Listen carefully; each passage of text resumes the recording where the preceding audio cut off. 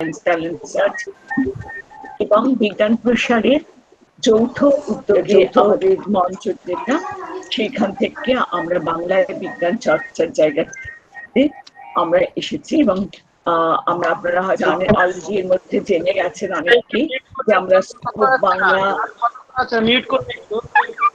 এবং এই ধরনের আলোচনা চক্র আমরা প্রায়ই আয়োজন করি, এবং এই আলোচনা চক্রগুলোতে আমাদের মূল উদ্দেশ্য থাকে যে আঞ্চলিক ভাষা, অর্থাৎ আমাদের ক্ষেত্রে বাংলার মাধ্যমে বিজ্ঞানকে মানুষের কাছে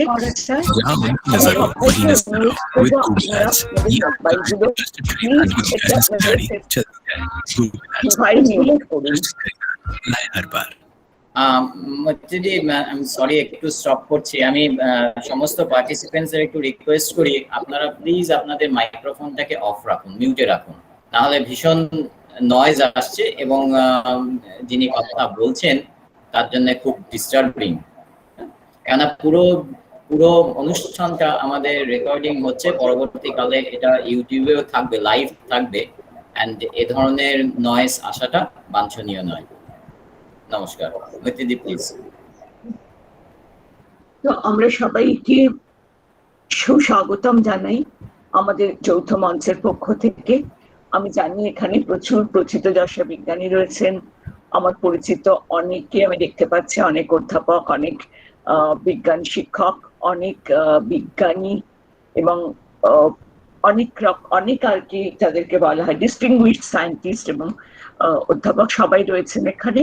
কাজে আজকে আমাদের সকলের জন্য এটা একটা আলোচনার ক্ষেত্রে খুব আকর্ষণীয় বিষয় যে বিজ্ঞানী সত্যেন্দ্রনাথ বসু এবং অ্যালবার্ট আইনস্টাইন, তাদের কাজের এবং সম্পর্কে মেলবন্ধন।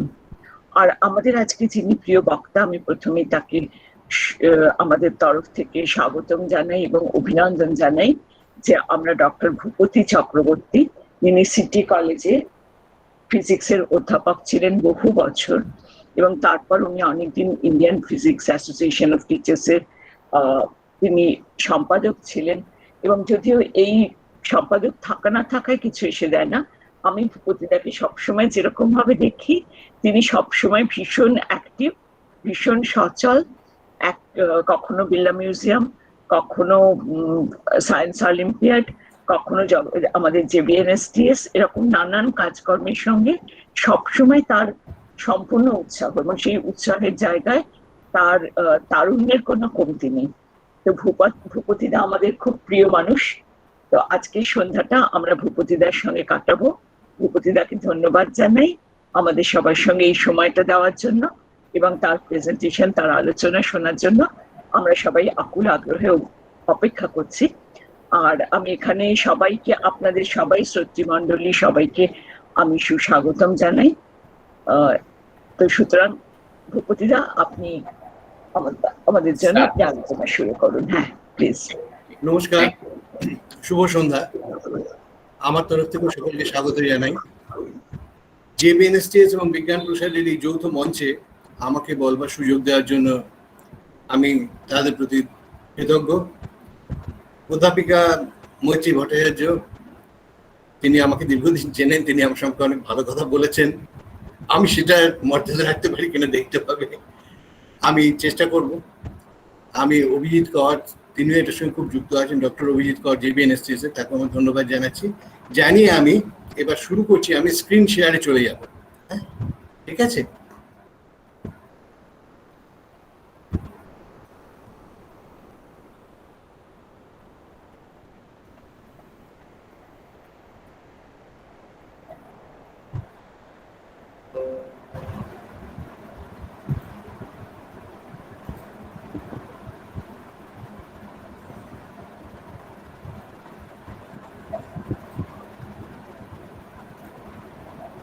আচ্ছা, দেখা যাচ্ছে কি? একদম পারফেক্ট। আর গলাও শোনা যাচ্ছে? ঠিক ঠিক ঠিক আছে, আমি শুরু করছি। আপনারা শুনেছেন আমার যে বিষয়টা আমি বলতে যাচ্ছি, সেটা আপনাদের একটা সারসংক্ষেপও পাঠানো হয়েছে। মূলত অধ্যাপক সত্যেন্দ্রনাথ বসু আমাদের খুব কাছের মানুষ। অধ্যাপক সত্যেন্দ্রনাথ বসুকে আমরা সকলেই জানি, এবং অ্যালবার্ট আইনস্টাইন, তিনি তো একেবারে বিশ্বজনীন সে অর্থে। তাঁদের কিছু একসঙ্গে তাদের নাম কতগুলো জায়গায় উচ্চারিত হয়, সর্বদা উচ্চারিত হয় এবং হয়েও চলবে সম্ভবত। এই তাদের কিভাবে তাদের কাজের যোগাযোগ হলো, কেন সেটা কিছু খুব দীর্ঘস্থায়ী হয়নি, কেন হয়নি, এই সমস্ত ব্যাপারটা নিয়ে আমি আজকের আলোচনা শুরু করব। আমি একটু গোড়াতে আপনাদের দৃষ্টি আকর্ষণ করব। এখানে বাঁদিকে, আমার বাঁদিকে অধ্যাপক সত্যেন্দ্রনাথ বসুর একটা ফটো রয়েছে। লক্ষ্য করুন, ওনার জন্ম 1894 সালে, 1974 সালে তিনি প্রয়াত হন। সেখানে অ্যালবার্ট আইনস্টাইন ডান দিকে রয়েছে যার ছবি, তিনি 1879 সালে তার জন্ম এবং 1955 সালে তিনি প্রয়াত হন। অর্থাৎ অ্যালবার্ট আইনস্টাইন অধ্যাপক বসুর থেকে বয়সে 15 বছরের বড়। এটা আমাদের আলোচনায় কাজে লাগবে বলে আমি এখানে এর দিকে আপনাদের দৃষ্টি একটু আকর্ষণ করব। এখানে আমি যেটা আপনাদের কাছে পাঠিয়েছি সেটারই রয়েছে, এখানে রেখেছি সুবিধার জন্য। আমি পরবর্তী স্লাইডে যাচ্ছি। আপনারা যদি লক্ষ্য করে দেখেন যে অধ্যাপক সত্যেন্দ্রনাথ বসুর যে কাজগুলোর সঙ্গে আমরা সবচেয়ে বেশি পরিচিত, শুধু আমরা কেন, সারা পৃথিবী পরিচিত, পদার্থবিদ্যার জগৎ, রসায়নের জগৎ এবং অন্যান্য বিজ্ঞানের ছাত্ররাও তার কথা জানেন, সে কাজগুলোর একটি প্রথমে আমাদের যেটা কথা মনে আসে, বোস আইনস্টাইন স্ট্যাটিস্টিক্স বা বি স্ট্যাটিস্টিক্স। এই স্ট্যাটিস্টিক্সটাকে শুধুমাত্র বোস স্ট্যাটিস্টিক্স বলেও রেফার করা হয়। একটা ইন্টারেস্টিং ঘটনা হচ্ছে এই যে অন্য যে স্ট্যাটিস্টিক্স, কোয়ান্টাম স্ট্যাটিস্টিক্স যার কথা আমরা শুনি, ফার্মি ডিরাক স্ট্যাটিস্টিক্স, সেই স্ট্যাটিস্টিক্সে যে দুজন মানুষ ছিলেন, ফার্মি এবং ডিরাক, সেই দ্বিতীয় জনই কিন্তু, ডিরাকই কিন্তু সাজেস্ট করেছিলেন বোস আইনস্টাইন স্ট্যাটিস্টিক্স না বলা যাক বোস স্ট্যাটিস্টিক্স, এবং ফলে তার নামটা কিন্তু হারিয়ে গেল, ফার্মি স্ট্যাটিস্টিক্স, ফার্মি ডিরাক আর রইল না, তবু তিনি কিন্তু এটা সাজেস্ট করেছিলেন। সুতরাং এটা বোস আইনস্টাইন স্ট্যাটিস্টিক্স অনেকে বলেন, বোস স্ট্যাটিস্টিক্স বলেন, দুটোই চালু নাম। প্রথমে এটা বোস আইনস্টাইন স্ট্যাটিস্টিক্স এই নামই এসেছিল। দ্বিতীয়ত যেটার নাম হয়তো আমাদের অনেকের কানে এসছে, বোস আইনস্টাইন কনডেনসেট, এবং এখানেও দেখুন বোস এবং আইনস্টাইনের নাম একসঙ্গে জুড়ে আছে। এই কনডেনসেট সম্পর্কে আমরা এখানে সংক্ষেপে বলবো। এটা পদার্থের একটা বিশেষ অবস্থা, সেটা কিভাবে পাওয়া গিয়েছিল, কেন বোস এবং আইনস্টাইনের যৌথ নামে সেটা এমার্জ করেছিল, সেটা আমরা দেখতে পাবো। তৃতীয়ত আপনারা জানেন বোসন একটা গ্রুপ অফ এলিমেন্টারি পার্টিকেলস, তাদের বলা হয় বোসনস। কেন? তারা বোস স্ট্যাটিস্টিক্স মেনে চলে। একটু যদি খেয়াল করে দেখেন, 2012 সালে লার্জ হ্যাড্রন কলাইডারে সন্ধান পাওয়া যায় হিগস বোসনের। Peter Higgs, British scientist, British physicist, 1964 সালে এই কণার অস্তিত্ব সম্পর্কে তাত্ত্বিকভাবে বলেছিলেন। 2012 সালে শেষ পর্যন্ত তার সন্ধান পাওয়া গেল এবং হিসেব অনুযায়ী সেটা একটা বোসন কণা ছিল, অর্থাৎ বোস স্ট্যাটিস্টিক্স মেনে চলে এরকম একটা কণা ছিল, তাই তার নাম হলো হিগস বোসন। আমরা জানি যে পিটার হিগস 2013 সালে ফিজিক্সে নোবেল প্রাইজও পান। এছাড়া আমরা বোসন হিসেবে পরিচিত অনেক কণা আছে, খুব চট করে যেগুলোর নাম মনে আসে, ফোটন রয়েছে, হিলিয়ামের 4 হিলিয়াম রয়েছে, ডয়টরিন রয়েছে, গ্লুয়নস রয়েছে, WNZ বোসনস প্রভৃতি। এখন এই যে আজকে আমরা দেখতে পাচ্ছি বোস এবং আইনস্টাইনের নাম একসঙ্গে উচ্চারিত হচ্ছে, এই বেশ কতগুলো খুব গুরুত্বপূর্ণ এবং মানে সর্বদা মনে রাখার মতো কাজ। সেটা কি করে সম্ভব হলো? এটা যখনই আজকের দিনের ছাত্র বা গবেষকদের সামনে এই কথাটা উঠে আসে, তারা কতগুলো খুব সঙ্গত প্রশ্ন করেন, খুব ইন্টারেস্টিং প্রশ্ন, আমি সেগুলো একটা করে যাচ্ছি। তারা অনেকে জিজ্ঞাসা করেন, এই প্রশ্ন আমিও পেয়েছি, আচ্ছা আমরা বলেছি অ্যালবার্ট আইনস্টাইন তো সিনিয়র ছিলেন, প্রফেসর বসে তা বোস কি পিএইচডি করেছিলেন অ্যালবার্ট আইনস্টাইনের সুপারভিশনে? কেউ জিজ্ঞাসা করেন, আচ্ছা বোস কি তার পোস্ট ডক্টরাল কাজ করেছিলেন আইনস্টাইনের অধীনে বা আইনস্টাইনের সুপারভিশনে, অর্থাৎ বোস পিএইচডি পড়ে আইনস্টাইনের গবেষণাগারে গিয়ে সেখানে পোস্ট ডক্টরাল কাজ করেছিলেন কি? কেউ জিজ্ঞাসা করেন যে আচ্ছা বোস কি একজন কোলাবোরেটর ছিলেন আইনস্টাইনের? এই কোলাবোরেটর বা কোলাবোরেশনের কথাটা আমরা খুব পরিচিত আজকাল, কেননা কোনো বিজ্ঞানী হয়তো ভারতবর্ষে বসে আছেন, তার কোলাবোরেটর জাপানে হতে পারেন বা জার্মানিতে হতে পারেন, তারা একই বিষয়ে কাজ করছেন, তাদের ছাত্ররা যাওয়া আসা করছে, তারাও হয়তো করছেন, একই ছাত্রকে তারা হয়তো অ্যাডভাইস করছেন, একসঙ্গে পেপার লিখছেন, কিন্তু পাশাপাশি বসে নয়, দুদেশে বসে কাজটা হচ্ছে। এরকম ঘটনা আমরা আজকাল দেখি। যোগাযোগ ব্যবস্থাও পাল্টে গেছে, সেটাও আমরা জানি। সেই জন্য অনেকেই খুব সঙ্গত কারণে প্রশ্ন করেন, আচ্ছা বোস কি আইনস্টাইনের কোলাবোরেটর ছিলেন? তারা হয়তো সময়টা খেয়াল রাখেন না, তাও তারা এই প্রশ্নটা করেন। এবং আরো কেউ কেউ প্রশ্ন করেন যে আচ্ছা বোস আর আইনস্টাইন কি খুব বড় mega project, mega research project কথাটা আজকাল আমরা শুনি, যেমন ধরুন এই লার্জ হ্যাড্রন কলয়েডার, সেটা একটা মেগা রিসার্চ প্রজেক্ট। সেখানে বিভিন্ন দেশ থেকে বিজ্ঞানীরা এসে জড়ো হয়েছেন, নানা কাজ করেছেন। সেখানে তাদের কারো কারোর সঙ্গে একটা সেরকম তাদের ফিল্ডের ওভারল্যাপিং হয়ে যাওয়ার পরে তারা হয়তো একসঙ্গে কাজ করেছেন পরে। বা আমরা তারও আগে যেটা খুব মেগা রিসার্চ প্রজেক্টের কথা বললে আমাদের যেটা খুব প্রথমে মনে আসে সেটা হচ্ছে দ্বিতীয় বিশ্বযুদ্ধের আগে ম্যানহাটন প্রজেক্ট। সুতরাং অনেকে প্রশ্ন করেন সেরকম কোনো মেগা রিসার্চ প্রজেক্টে কি বোস আর আইনস্টাইন দুজনে কি উপস্থিত ছিলেন, তারপরে তারা একসঙ্গে কাজ করলেন? এই সবকটি প্রশ্নের উত্তর ঘটনাচক্র হচ্ছে না, এর কোনোটাই ঘটেনি। খুব স্বাভাবিকভাবে প্রশ্ন আসে, তাহলে কি করে বৈজ্ঞানিক কাজের মধ্যে তাদের দুজনের নাম একসঙ্গে যুক্ত হয়ে গেল? সেটা খুব ইন্টারেস্টিং। এই জন্য যখনই ঘটনাটা ঘটে তখন বোস এবং আইনস্টাইনের মধ্যে ভৌগোলিক দূরত্ব ছিল 7,000 কিলোমিটারেরও বেশি। বোস তখন ছিলেন ঢাকায়, ঢাকা মানে বর্তমান বাংলাদেশের রাজধানী ঢাকা, কিন্তু সেই সময় এই ঘটনাটা আজকের নয়, প্রায় 100 বছর আগে, ঠিক ঠিক বললে 97 বছর আগে, 1924 সালে, তখন বোস ঢাকা বিশ্ববিদ্যালয়ে পদার্থবিদ্যা বিভাগের রিডার হিসেবে শিক্ষকতা করছেন।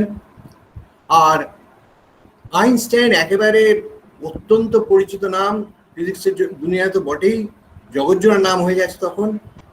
তিনি বার্লিনে রয়েছেন, নোবেল পুরস্কার পেয়েছেন এবং তার প্রথমত 1905 সালে তার আপেক্ষিকতা বিশেষ তত্ত্ব এবং পরবর্তীকালে 1915 সালে তার আপেক্ষিকতা সাধারণ তত্ত্ব শুধু পদার্থবিদ মহলে নয়, আরো অনেকগুলো মহলে, যার মধ্যে ফিলোসফাররা পর্যন্ত আছেন, একটা বিরাট সাড়া ফেলে দিয়েছে।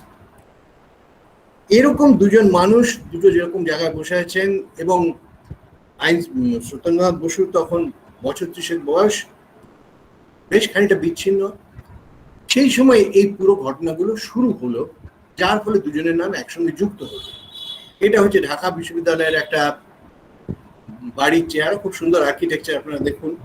এবং প্রসঙ্গত বলা দরকার, এই বছর 2021 সালে ঢাকা বিশ্ববিদ্যালয়ের 100 বছর হচ্ছে।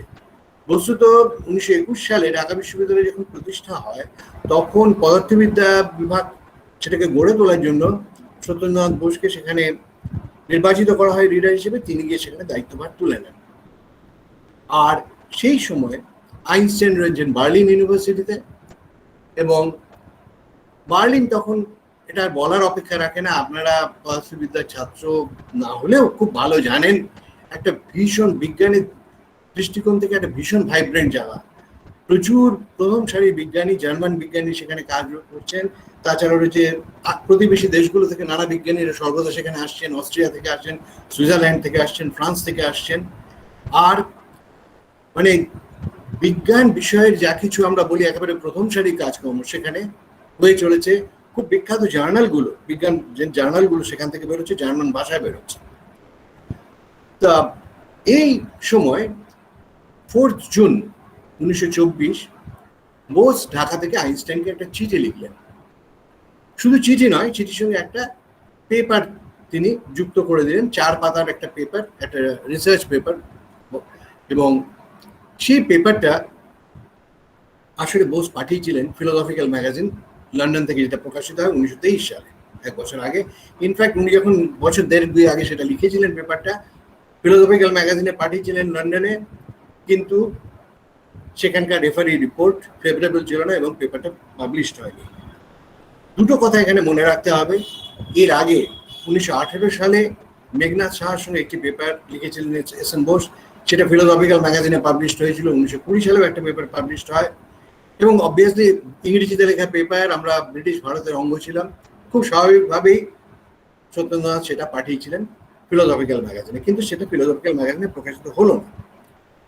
তখন তিনি এরকম একটা হাতে চিঠি লিখলেন আইনস্টাইনকে, ওই পেপারটাই পাঠালেন একটা অনুরোধ সহ। কি অনুরোধ? তিনি বললেন যে এই পেপারটা যদি আপনি দেখেন, পড়ে যদি আপনার মনে হয় প্রকাশনার উপযুক্ত, এবং আপনি অনুগ্রহ করে জার্মান ভাষায় যদি এটা ট্রান্সলেট করে এটা ছাপানোর ব্যবস্থা করতে পারেন। এবং জাস্টক্রাফট ফুড ফিজিক্স খুব বিখ্যাত জার্নাল, জেড ফিজিক্স বলে লেখা হয়, সেই জার্নালের কথা বলি। আমি এই চিঠিটাতে একটা জিনিসের, একটা বিষয়ের প্রতি আপনাদের দৃষ্টি আকর্ষণ করব, সেটা হচ্ছে এই চিঠিটা সত্যেন্দ্রনাথ লিখেছিলেন ফিজিক্স ডিপার্টমেন্টের লেটার হেডে। আপনার ডান দিকে দেখুন লেখা আছে ফিজিক্স ডিপার্টমেন্ট, ঢাকা ইউনিভার্সিটি। এটা বিশেষভাবে দেখে রাখতে বলার একটা কারণ আছে। এটা হচ্ছে সত্যেন্দ্রনাথ যে চিঠিটা লিখেছেন তার টেক্সট। এটা ডিটেলসটা আমি এখন যাচ্ছি না, শুধু দুটো কথা বলে দিচ্ছি। এখানে তিনি দেখিয়েছিলেন, তার পেপারটা ছিল মূলত প্ল্যাঙ্কের সূত্র। প্ল্যাঙ্কের সূত্র জানেন, লাইট কোয়ান্টাম নিয়ে করা। সে প্ল্যাঙ্কের সূত্র তিনি একটা অন্য রাস্তায়, বিকল্প রাস্তায় একটা তিনি এটা ডিডিউস করেছিলেন, এবং এই জন্যই যে একদম আনইউজুয়াল অ্যাপ্রোচ ছিল এবং একেবারেই প্রথাগত নয়। সম্ভবত ফিলোসফিক্যাল ম্যাগাজিনে সেই জন্য পেপারটা গৃহীত হয়নি। এখানে তিনি উল্লেখও করলেন এই চিঠিতে যে তিনি মনে করিয়ে দিতে চাইলেন আইনস্টাইনকে যে ওনারা লিখেছিলেন, ওনারা মানে উনি এবং মেঘনাথ সাহা 1918 সালে কিছুদিন যখন নতুন খোলা হলো ফিজিক্স ডিপার্টমেন্ট ক্যালকাটা ইউনিভার্সিটিতে, স্যার আশুতোষ খুললেন, তখন অল্প কিছুদিন পড়েই ছিলেন। সে সময় তারা আইনস্টাইনের সঙ্গে যোগাযোগ করেছিলেন, তার জেনারেল থিওরি অফ রিলেটিভিটি একটা ইংরেজি অনুবাদ করতে চেয়েছিলেন। সে সম্পর্কে এখানে উল্লেখ করেছেন সত্যেন্দ্রনাথ, বলেছেন যে আপনার হয়তো মনে থাকতে পারে যে কলকাতা থেকে লেখা হয়েছিল চিঠি, যে দুজন লিখেছিল তার মধ্যে একজন আমি। যাই হোক, এরপরে একটা ঘটনা ঘটে গেল, মানে ঘটনাক্রম বলাই ভালো, সেটা কিন্তু খুবই গুরুত্বপূর্ণ এবং খুবই রিমার্কেবল। আমি এখানে বিশেষ করে যারা কম বয়সীরা আছে তাদের একটা বিষয় মনে করিয়ে দেবো। সেই সময়টা 1924 সাল, কিন্তু চিঠিপত্র যাচ্ছে বিদেশে, বিশেষ করে ভারতবর্ষ থেকে ইউরোপে চিঠি যাচ্ছে, এয়ার মেইলে নয়, সারফেস মেল বলা হতো, মানে জাহাজে যাচ্ছে। জাহাজে ভারতবর্ষ থেকে চিঠি পৌঁছতে বড় শহর থেকে হয়তো বম্বে থেকে 2-1 দিন কম লাগতো, কিন্তু ঢাকা থেকে তো 3 সপ্তাহ লেগেই যেত। তা সেই চিঠি তো 4 জুন ছাড়া হয়েছে, চিঠিটা তো ধরেই নেওয়া যায় 25 জুনের আগে আইনস্টাইনের হাতে পৌঁছানোই শক্ত, বার্লিনে। আমরা দেখতে পেলাম যে আইনস্টাইন কিন্তু ওই পেপারটা শুধু জার্মান ভাষায় অনুবাদ করলেন না, তিনি একেবারে খুব দ্রুত জার্নালে, আমরা দেখাবো জার্নালে সেই পেপারটা পৌঁছে গেল জুলাই 2, 1924। দেখুন, জুন 4 থেকে জুলাই 2, মাত্র 28 দিন। তার মধ্যে কি কি হলো, আইনস্টাইন সেটা অনুবাদ করলেন, কিছু মন্তব্য লিখলেন, খুব ভালো মন্তব্যই ছিল সেটা, এবং তিনি জার্নালে জমা দিয়ে দিলেন, রেকমেন্ড করে দিলেন পাবলিকেশনের জন্য, এবং অগাস্ট 1924 সালে সেটা পাবলিশড হলো। প্রসঙ্গত বলা দরকার যে এই পদ্ধতিতে প্রকাশনা কিন্তু আজকে হয়তো হয় না, সে সময় হতো। অর্থাৎ রেফারির কাছে সরাসরি জার্নাল নাও পাঠাতে পারে, অর্থাৎ যিনি পেপারটা লিখেছেন তিনি যদি কোনো প্রথম সারির বিজ্ঞানীর কাছে পেপার পাঠান এবং তিনি যদি রেকমেন্ড করেন, পেপারটা সেভাবেও প্রকাশিত হতো। এক্ষেত্রে যেটা হলো, আইনস্টাইন তো খুব দ্রুত পেপারটা জার্নালে দিয়ে দিলেন, জাস্টক্রাফট ফুড ফিজিক্স, একেবারে প্রথম সারির জার্নাল, তখনকার জার্মান ভাষায় ট্রান্সলেট করে দিলেন। এই সমস্ত সময়গুলো লাগা সত্ত্বেও জুলাই 2 তারিখে পৌঁছে গেল। এখন একটা খুব বড় প্রশ্ন হচ্ছে, আইনস্টাইনের খুব তাড়াহুড়ো ছিল কাজটার ব্যাপারে? তার কি সত্যি একটা অন্য ধরনের তাগিদ ছিল? উনি কি খানিকটা হুড়োহুড়ি করেছিলেন বলে মনে হয়? দেখা যাক। যে পেপারটা আইনস্টাইন পাঠিয়েছিলেন সেটা অবশ্যই জার্মান ভাষায়, দেখুন এই স্লাইডের নিচের দিকে রয়েছে, সেটা ওপরের দিকে এই পেপারে ইংলিশ ট্রান্সলেশনটা রয়েছে। আমি কয়েকটা জিনিসের উপর এখানে আপনাদের দৃষ্টি আকর্ষণ করব। 1, দেখুন জার্মান পেপারটা উনি লিখেছিলেন ভন বোস। ভন বোস মানে ফ্রম বোস। কে এই বোস? বোস তো একটা পদবী, সুতরাং সেখানে তো বোঝা গেল না এই বোসকে, কিন্তু ওইটাই ছিল, এবং ইংলিশ ট্রান্সলেশনে শুধু বোসই রয়েছে। দ্বিতীয়ত, ওই চিঠির লেটারেরটা যেটা ছিল সেখানে ফিজিক্স ডিপার্টমেন্ট কথাটা লেখা ছিল। আপনি যদি দেখেন পেপারগুলো, পেপারটা কোনোটাতেই ন্যাচারালি ইংরেজি ভার্সনটা জার্মান থেকেই করা হয়েছে, সেখানে কোনো পরিবর্তন আনা হয়নি, এবং এখানে ফিজিক্স ডিপার্টমেন্ট কথাটা নেই, শুধু ঢাকা ইউনিভার্সিটি ইন্ডিয়া লেখা আছে। ঢাকা যে বানানটা দেখছেন সে বানানটা এই সময় ওখানে মানে ব্রিটিশ আমলে এই বানানই লেখা হতো, পরে সেটা পাল্টেছে, এখন আমরা যেরকম দেখি DHA সেই বানানটা হয়। তো এই দুটো তো খুব নজরে পড়ছে যে এরকম দুটো হয়ে গেল কি করে। আরো কিছু জিনিস নজরে এলো। কি নজরে এলো? দেখা গেল যে সেই পেপারটাতে একটা সিঙ্গেল রেফারেন্স নেই। এবার চিন্তা করা যাক, সত্যেন্দ্রনাথ প্ল্যাঙ্কের সূত্রের একটা অন্যভাবে ডেরিভেশন করছেন, এরকম একটা পেপারে প্ল্যাঙ্কের কাজের সম্পর্কে, প্ল্যাঙ্কের পেপারের সম্পর্কে কোনো রেফারেন্স থাকবে না, এটা কি হয়? সুতরাং এটা মনে করা যেতে পারে যে রেফারেন্স ছিল। এখন রেফারেন্সটা কেন ওখানে আর দেওয়া হয়নি তার একাধিক প্রেডিকশন আছে। যে কেউ হয়তো বলছেন যে না, আইনস্টাইন পেপার ছোট করতে গিয়ে ওগুলো বাদ দিয়ে দিয়েছিলেন, কেউ বলছেন না, হয়তো সত্যেন্দ্রনাথই দেননি। আমাদের মুশকিল হচ্ছে যেটা, অসুবিধার জায়গা হচ্ছে যেটা, এই পেপারটা কিন্তু আর আমরা অরিজিনাল পেপারটা কোনো কপি আমরা কিন্তু ট্রেস করতে পারছি না। মানে কি, এটা সত্যেন্দ্রনাথ বসুর সংগ্রহ থেকেও পাওয়া যাচ্ছে না। আর আইনস্টাইন আর্কাইভ এটা একটা অসাধারণ জিনিস গড়ে তোলা হয়েছে নানা জায়গার সহযোগিতায়, আপনারা সবসময় সেটা অ্যাক্সেস করতে পারেন।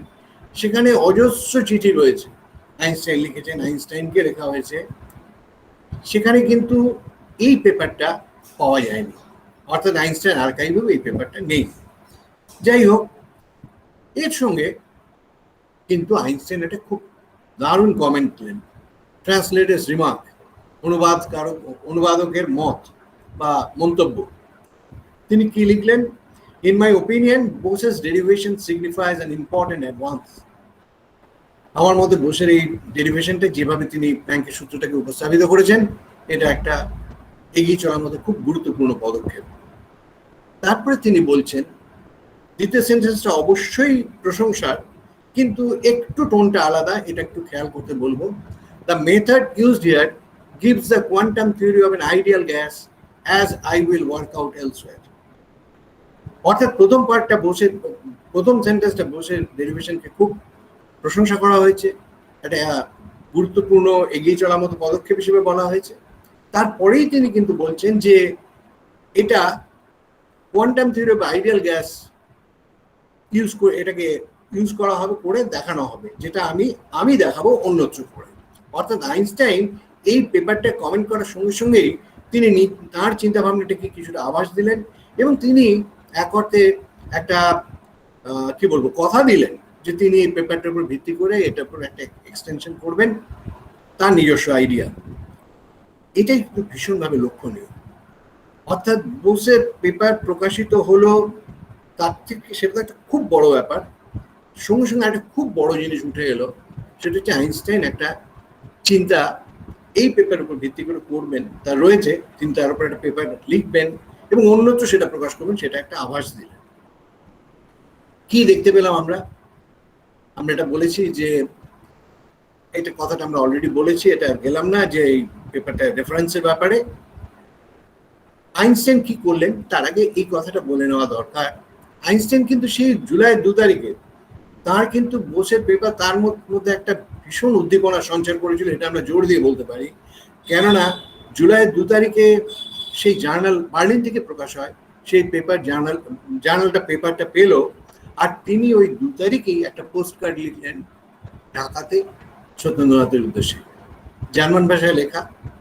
এই পোস্ট কার্ডটা বোসের জীবনে একটা খুব গুরুত্বপূর্ণ পোস্ট কার্ড। এটা এক অর্থে একটা সার্টিফিকেট বলা যায়, একটা লেটার অফ রেকমেন্ডেশন বলা যায়, প্রশংসাপত্র, বা একটা প্রভূত তার কাজের জন্য একটা প্রভূত প্রশংসা এবং স্বীকৃতি বলা যায়। কি লিখেছিলেন তিনি লিখেছিলেন, এটা ইংলিশ ট্রান্সলেশন, যে আমি তোমার কাজ ট্রান্সলেট করে জ্যাজকার্প ফুড ফিজিকে পাঠিয়ে দিয়েছি পাবলিকেশনের জন্য। It signifies an important step forward and I liked it very much. এটার মধ্যে দিয়ে একটা এগিয়ে চলার মতো খুব গুরুত্বপূর্ণ পদক্ষেপ রয়েছে এবং আমার এটা খুব পছন্দ হয়েছে। তারপরে তিনি 2টো লাইন লিখেছেন যেখানে তার চিন্তা ভাবনার সঙ্গে একটু ডিফারেন্স ছিল, সত্যেন্দ্রনাথের সে কথা লিখেছেন। তা সত্ত্বেও তিনি সব শেষে সেন্টেন্সটা দেখুন লিখছেন, it's a beautiful step forward. অর্থাৎ এরকম একটা চিঠি একজন 30 বছর বয়সী ইয়াং প্রফেসরের কাছে ইউনিভার্সিটি লিডার তার কাছে যদি আসে, সেটা কতটা from none other than Albert Einstein, সেটা কতটা গুরুত্বপূর্ণ হতে পারে সেটা আমরা কিছুটা আন্দাজ করতে পারি। তা এই চিঠিটা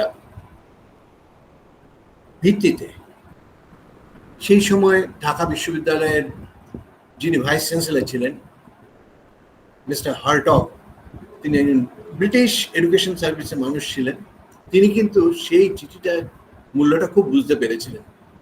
তিনি তার সেই চিঠিটার ভিত্তিতে ইমিডিয়েটলি একটা সত্যেন্দ্রনাথের জন্য একটা ফেলোশিপের ব্যবস্থা করেন ঢাকা ইউনিভার্সিটি থেকে, যে 2 বছরের জন্য ইউরোপে যেতে হবে সত্যেন্দ্রনাথকে। মনে রাখতে হবে পিএইচডি করার জন্য কিন্তু সেই ফেলোশিপ দেওয়া হয়নি, দেওয়া হয়েছিল যে এটা থেকে বোঝা যায় যে তাদের একটা শিক্ষা প্রতিষ্ঠান পরিচালনা করার মতো কোনো দূরদৃষ্টি ছিল। ঢাকা ইউনিভার্সিটি কিন্তু সত্যেন্দ্রনাথকে ফেলোশিপটা দিয়েছিলেন যে ইউরোপের বিভিন্ন বিশ্ববিদ্যালয়ে গিয়ে আপনি দেখুন সেখানে কি ধরনের কাজ হচ্ছে, বিভিন্ন প্রথম সারি বিজ্ঞানীদের গবেষণাগারে যান, দেখুন সেখানে কি কাজ হচ্ছে, সেখানকার কোন এক্সপেরিমেন্ট, কি ধরনের কাজ আমরা এখানে করতে পারি, সেখানকার পড়াশোনার উপর ভিত্তি করে এখানে আমরা ছাত্রদের কিভাবে সিলেবাসে পাল্টাতে পারি বা সিলেবাসে যেগুলো নিয়ে আসতে পারি, এটা আপনি দেখুন। এই জন্য ফেলোশিপটা দেওয়া হলো এবং সত্যেন্দ্রনাথ অক্টোবর 1924 প্যারিসে পা রাখলেন।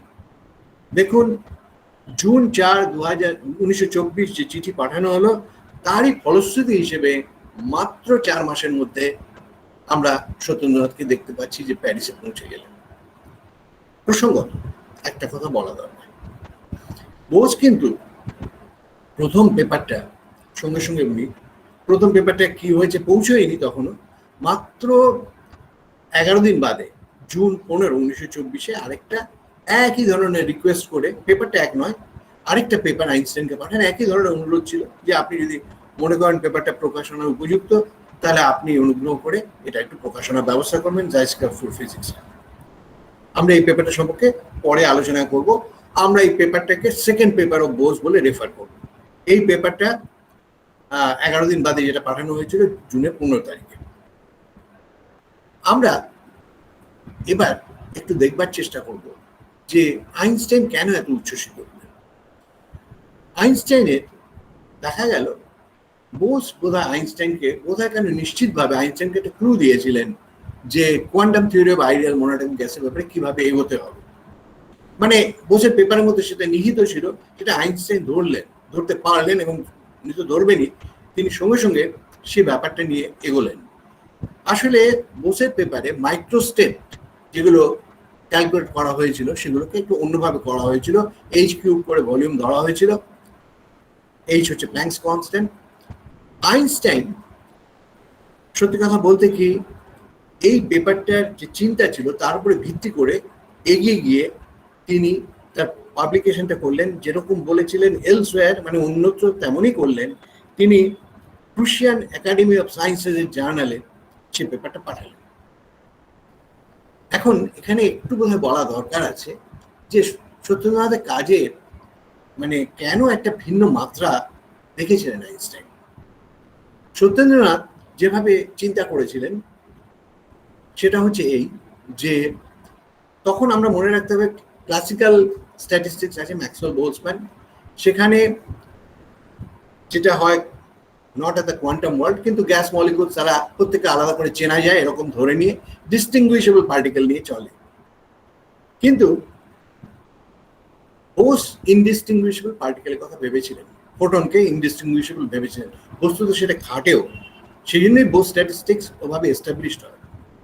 তা ব্যাপারটা কিরকম একটু সংক্ষেপে একটু পরিচয় দিয়ে রাখা যাক, এটা খুব সহজে সকলে বুঝতে পারবেন।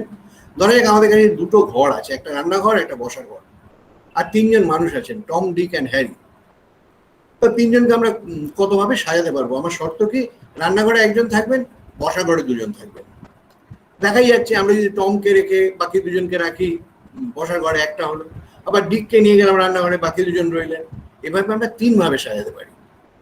এটা সম্ভব হচ্ছে কেননা আমরা 3 জনকে আলাদা করে চিনি বলে।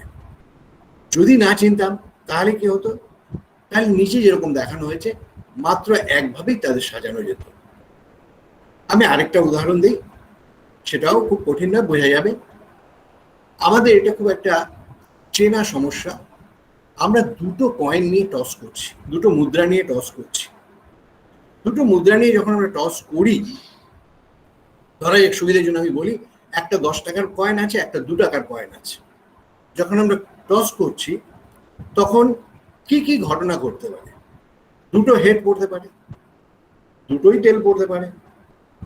10 টাকার কয়েনে হেড, 2 টাকার কয়েনে টেল, বা উল্টোটা, 2 টাকার কয়েনে হেড, 10 টাকার কয়েনে টেল।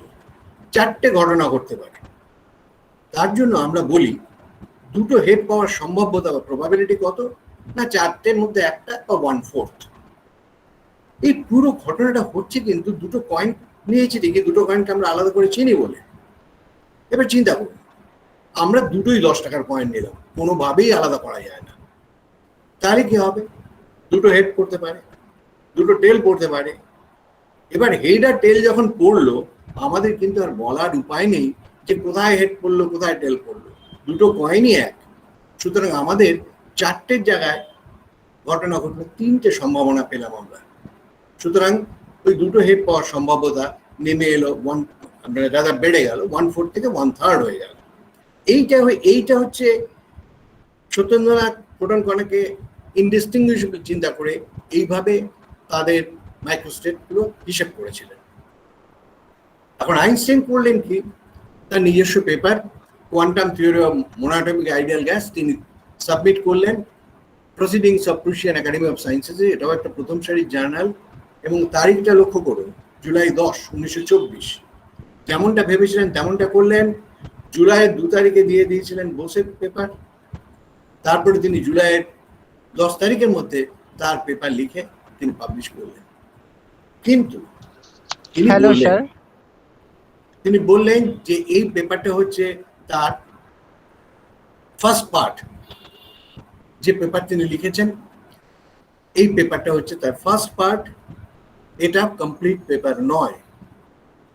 আমি সকলকে একটু চিন্তা করতে বলবো যে আইনস্টাইন কি অল্প সময়ে কি বিপুল পরিমাণ কাজ করেছিলেন, এটা আমাদের বোধহয় বিশেষভাবে লক্ষ্য করা উচিত। এখন আইনস্টাইনের এই যে পেপারটা quantum theory of monoatomic ideal gas, বানানটা ভুল হয়েছে, সরি, গ্যাসটা বানানটা ভুল হয়েছে, সরি। এটা একটা খুব ম্যাথমেটিক্যাল পেপার, এবং দেখা যাচ্ছে এর মধ্যে অনেক মিসপ্রিন্ট এবং ক্যালকুলেশন মিস্টেক রয়েছে। এটা অবশ্যই আমার কথা নয়, এই কথাটা বলেছেন এমন একজন ভদ্রলোক এমন একটি পেপারে, তার নাম হচ্ছে ম্যাক্স ডেলব্রুক। তিনিও একজন খুব গুরুত্বপূর্ণ মানুষ, তিনি একজন নোবেল লরিয়েট সায়েন্টিস্ট, আমরা তার কথা আসবো। এবং এই পেপারটায় যেটা বললাম আমি, আইনস্টাইন এটাকে তার কাজের ফার্স্ট পার্ট বলে মনে করলেন, বললেন যে আমি একটা সেকেন্ড পার্ট পাঠাবো। এবং আইনস্টাইন সত্যি এই পেপারের সেকেন্ড পার্টটা পাঠালেন জানুয়ারি 1925-এ। সেকেন্ড পার্ট তো বোঝাই যাচ্ছিল কেন, ইকুয়েশন নাম্বারগুলো কন্টিনিউড হয়েছে ফার্স্ট পার্টের সঙ্গে। সেকশন নাম্বার ওখানে হয়তো 2.3 ছিল, এখানে হয়তো 2.4 এসে শুরু হচ্ছে, এরকম ভাবে ব্যাপারটা চলেছে। সুতরাং ওটাকে বলা যেতে পারে পার্ট 1, এবং একই জার্নালে পার্ট 2 দুটো প্রকাশ পেল। এবং আমি ম্যাক্স ডেলব্রুকের কথা বলবো, এখানে অন্য কোনো কারণে নয়, মিসপ্রিন্ট এবং ক্যালকুলেশন মিস্টেক বলার একটাই কারণ বোধ হয়, এখানেও কিন্তু এখানে আইনস্টাইনের ভুল এই বিষয়টা বলার আমার একেবারেই উদ্দেশ্য নয়। বলার উদ্দেশ্য হচ্ছে এটা, আইনস্টাইন কতটা হুড়োহুড়ির মধ্যে ছিলেন, তার ভেতরে একটা কি ভয়ঙ্কর তাগিদ কাজ করছিল এই বিষয়গুলো লিখে ফেলার, বিষয়গুলো প্রকাশ করার। এইগুলোর মধ্যে তার একটা ইন্ডিকেশন আছে। আপনারা দেখুন তার ইন্ডিকেশনটা, আমি এর পরের স্লাইডেই দেখতে পাবেন, সেটা আরো স্পষ্ট হবে। দেখুন, এটা ওই ওনার যে পেপার লিখেছিলেন তার উপরে হচ্ছে quantum theory of monoatomic ideal gas, এটা নিচে জার্মান টাইটেলটা রয়েছে। এখানে লক্ষ্য করুন, এটা প্রথম থেকে তুলে দিয়েছি আমি, খুব ইন্টারেস্টিং। সেখানে তিনি বলছেন যে this gap will be filled on the basis of the new approach proposed by Mr. D. Bose. দেখুন, আগে শুধু বোস ছিলেন, এবার হয়ে গেলেন ডি বোস, এসএন বোস নয়। From which the author has obtained a most remarkable derivation of Planck's radiation formula. অর্থাৎ তিনি প্রথমেই বলছেন যে ডি বোস বা বোস যিনি হন, তার কাছে তিনি একটা একটা remarkable derivation of planks radiation formula পেয়েছেন, একটা সাংঘাতিক পাথ ব্রেকিং জিনিস পেয়ে গেছেন, যার ভিত্তিতে তিনি এই কাজটা করছেন। এবং তিনি যখন সেকেন্ড পেপারটা লিখছেন, তখন প্রথমটা যখন লিখছেন তখন বসে পেপারটা প্রকাশিত হয়নি, সেকেন্ডটা লেখার সময় বসে পেপারটা প্রকাশিত হয়েছে। সেখানে তিনি বলছেন সেকেন্ড পার্টটা, যেখানে জানুয়ারি 25 দিয়েছেন, ফেব্রুয়ারি 25 পাবলিশড হয়। A recent paper published in this journal, owner first পার্টটা রেফার করছেন, derived the theoretical degeneration of ideal gases by applying the method developed by Mr. D. Bose, আবার Mr. D. Bose, for deriving the Planck's radiation formula. এখন আরো একটা জিনিস লক্ষ্য করতে বলছি, অন্তত ইংলিশ ট্রান্সলেশনে আমার যেটা নজরে পড়েছে, দুটো টাইটেল একটু ডিফারেন্ট। জানি না জার্মান টাইটেলটা ডিফারেন্ট ছিল কিনা, আমি জার্মান জানি না। Quantum theory of a monoatomic ideal gas, এটা হচ্ছে প্রথমটা। দ্বিতীয়টা হচ্ছে quantum theory of the ideal monoatomic gas, একটু ডিফারেন্স রয়েছে। এবং ডি বোস কি করে হয়ে গেছেন বলা শক্ত, আমাকে কেউ একজন সাজেস্ট করেছিলেন, হয়তো ঢাকা নামটা আইনস্টাইনের মনে ছিল, তিনি ডি বোস করে দিয়েছেন, হতে পারে। এটা তো একটা ধরে নেওয়ার মতো ব্যাপার, তর্ক করে করা যায় না। এবং লক্ষ্য করুন, উনি ফার্স্ট পেপারে যে রেফারেন্স গুলো দিয়েছিলেন তাতে লিখেছিলেন, প্রথম যে পেপারটা আপনারা আগের স্লাইডটা গেলেই দেখবেন, ওখানে 1 নম্বর দেওয়া আছে রেফারেন্স হিসেবে। 1 নম্বর রেফারেন্স থেকে উনি লিখেছেন to appear in Zeitschrift für physics, মানে পেপারটা পাঠানো হয়েছে তখন তো বেরোয়নি, কিন্তু উনি জানেন, উনি পাঠিয়েছেন যে হ্যাঁ এরকম একটা ওই জার্নালে এরকম এই বিষয়টা পেপারটা পাবলিশ হতে যাচ্ছে। তো এখানে এই যে আজকে আইনস্টাইনের এই তাগিদটা ছিল, এটা কিন্তু এখানেই শেষ হলো না, এটার আরেকটা ব্যাপার ছিল। এই পেপারটা, এই থিওরিটিক্যাল পেপারটাই কিন্তু ক্যালকুলেশন করতে করতে আইনস্টাইন একটা বিশেষ পদার্থের একটা বিশেষ অবস্থার কথা গাণিতিকভাবে বা তাত্ত্বিকভাবে দেখাতে পারলেন, যেটাই আমরা পরবর্তীকালে বোস আইনস্টাইন কনডেনসেট নামে পরিচিত হয়েছে। ব্যাপারটা কি, সেই অবস্থায় প্রথমে কিন্তু বোস আইনস্টাইন কনডেনসেট বলা হয়নি। সুতরাং আইনস্টাইন দেখিয়েছেন যে এরকম একটা সম্ভাবনা আছে। ব্যাপারটা আমি ভীষণ সহজ করে বলার চেষ্টা করছি, এবং রিগোরাস হয়তো নয়, হয়তো কেন নিশ্চয়ই নয়, এরকম ভাবে বলা যেতে পারে। আমরা যে কঠিন, তরল, গ্যাস, এই তিনটে অবস্থা দেখি পদার্থের, আমরা জানি কঠিন পদার্থকে বেশি শক্তি দিলে, মানে তাপ দিলে সেটা লিকুইড অবস্থায় যাবে, আরো তাপ দিলে পরে সেটা গ্যাসিয়াস অবস্থায় যাবে, এবং আরো তাপ দিলে প্লাজমা অবস্থায় যাবে। এটা আমরা জানি। সূর্যের মধ্যে আজকে হাইড্রোজেন গ্যাস বা হিলিয়াম গ্যাস যে প্লাজমা অবস্থায় রয়েছে সেটা আমরা জানি। উল্টো দিকে কি হবে, অর্থাৎ আমরা সমানে ঠান্ডা করছি, তাপ বের করে নিচ্ছি, তাহলে কি হবে? এই তাহলে কি হবে, এটা উত্তরটা খুব সোজা না। তার কারণ হচ্ছে আমরা দেখতে পাবো কঠিনই রয়েছে, এবং খুব ঠান্ডা হলে পরে সে সময় অতি পরিবাহিতা দেখা যাচ্ছে। ঠিক আছে, সেটা পদার্থের একটা বিশেষ ধর্ম, নতুন অবস্থা নয়। কিন্তু অঙ্ক কোষে দেখা যাচ্ছিল যে খুব খুব নিচু তাপমাত্রায়, ক্লোজ টু অ্যাবসলিউট জিরো, চরম শূন্যের খুব কাছের তাপমাত্রায় একটা অন্য অবস্থা হতে পারে। পরবর্তীকালে সেটা পাওয়া গেছে, সেটা নামও দেওয়া হয়েছে বোস আইনস্টাইন কনডেনসেট, এক্সপেরিমেন্টালি পাওয়া গেছে। এবং একটা কথা মনে রাখতে হবে, আমরা কিন্তু চরম শূন্যের চেয়ে নিচু তাপমাত্রা আমাদের সম্ভব নয় ফিজিক্যাল ওয়ার্ল্ডে। এটা পদার্থবিদ্যা, রসায়ন সব জায়গা থেকেই দেখানো যায়, থার্মোডাইনামিক্সের মাধ্যমে দেখানো যায়। সেই জন্য চরম শূন্যের যত পারা যায় কাছাকাছি পৌঁছানো যাবে, অবশ্যই ওপরের দিক থেকে কাছাকাছি পৌঁছে এইরকম অবস্থাটা এমার্জ করতে পারে, যেটাকে বোস আইনস্টাইন কনডেনসেট বলা হয়। এবং সত্যি কথা বলতে কি, এর জন্য বোস আইনস্টাইন কনডেনসেটের জন্য দরকার কি, যে ভীষণ লো টেম্পারেচার, তার সঙ্গে ভেরি লো ডেন্সিটি। আজকের পরিভাষায় বলবো অত্যন্ত low temperature close to absolute zero, আর অত্যন্ত হাই ভ্যাকুয়াম। এই দুটোই কিন্তু সে সময় এক্সপেরিমেন্টালি বা পরীক্ষাগারে তৈরি করা, যেটার জন্য যতটা এর জন্য প্রয়োজন সেটা সম্ভব ছিল না। এটা একটা বলা যেতে পারে, একে মোটামুটি ভাবে বলা যেতে পারে, এটা একটা মানে একটা ম্যাক্রোস্কোপিক স্টেট, কিন্তু যেটা বিহেভিয়ারটা কোয়ান্টাম এনার্জি স্টেটের মতো, lowest possible quantum energy state.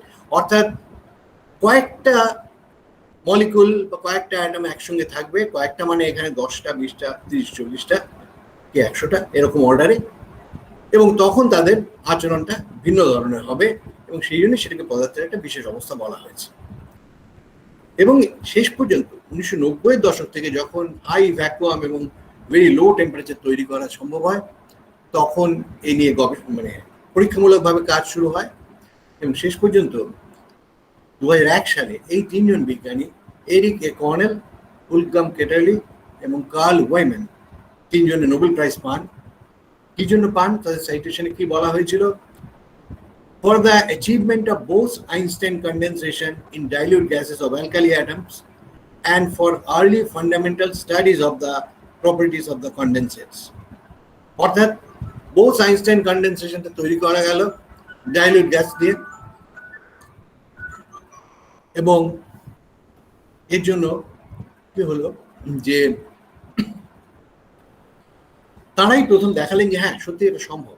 এবং লক্ষ্য করুন এই যে বিশেষ অবস্থাটা পাওয়া গেল, এটার নাম কিন্তু বোস আইনস্টাইন কনডেনসেটই হলো।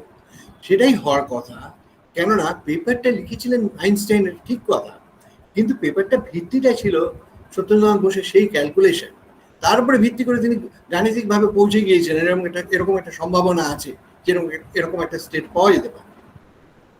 তা সেই জন্য শেষ পর্যন্ত এই কাজটাই এভাবে স্বীকৃত হয়েছে। উলফগাং কেটার্লি সম্পর্কে 2-4টে কথা বলা দরকার। ইনি বিশেষভাবে সত্যেন্দ্রনাথ বসুর প্রতি শ্রদ্ধাশীল। কলকাতার Satyendranath Bose National Centre for Basic সায়েন্সেসের আমন্ত্রণে কেটার্লি অনেকবার কলকাতায় এসেছেন, বেশ কয়েকবার এসেছেন। তিনি ব্যক্তিগতভাবে সত্যেন্দ্রনাথ বসুর বাড়িতে গেছেন, তার আত্মীয় পরিজনের সঙ্গে দেখা করেছেন, এবং উনি যখন প্রথম যান সে সময় সত্যেন্দ্রনাথ বসু ছোট ছেলে জীবিত ছিলেন, এখন তিনি নেই। এবং উনি একাধিক ইন্টারভিউতে সত্যেন্দ্রনাথের কথা খুব বড় করে বলেছেন যে সত্যেন্দ্রনাথ বোসের কাজটা কত বড় মাপের ছিল। আমরা এবার একটু ফিরে আসি বোসের সেকেন্ড পেপারটা কি হলো সেই খবর। সেটা ওই বোস লিখেছিলেন যে আমার ফার্স্ট পেপারটা তিনি জুনের 15 তারিখে লিখছেন, তো জুনের 4 তারিখে পাঠিয়েছেন ফার্স্ট পেপার। তিনি লিখছেন I hope my first paper has reached your hands, আশা করছি পৌঁছে গেছে। তা একই কথা তিনি বলেছেন যে এটা দেখুন আমি এভাবে করেছি, আমি ডিটেলসটাই যাচ্ছি না। আইনস্টাইন কিন্তু সে পেপারটা পেয়েও ট্রান্সলেট করলেন, করে দেখুন উনি জুলাই 7 তারিখ, উনি একটু তাড়াতাড়ি এটা হাতে পেয়ে গিয়েছিলেন, আগেরটা জুলাই 2 তারিখে দিয়েছিলেন, তার 5 তারিখের মধ্যে তিনি এটা ট্রান্সলেট করে দিলেন। আর আপনাদের হয়তো খেয়াল আছে আইনস্টাইন কিন্তু নিজের পেপারটা দিয়েছিলেন জুলাই 10 তারিখে, proceedings of the Prussian Academy of sciences.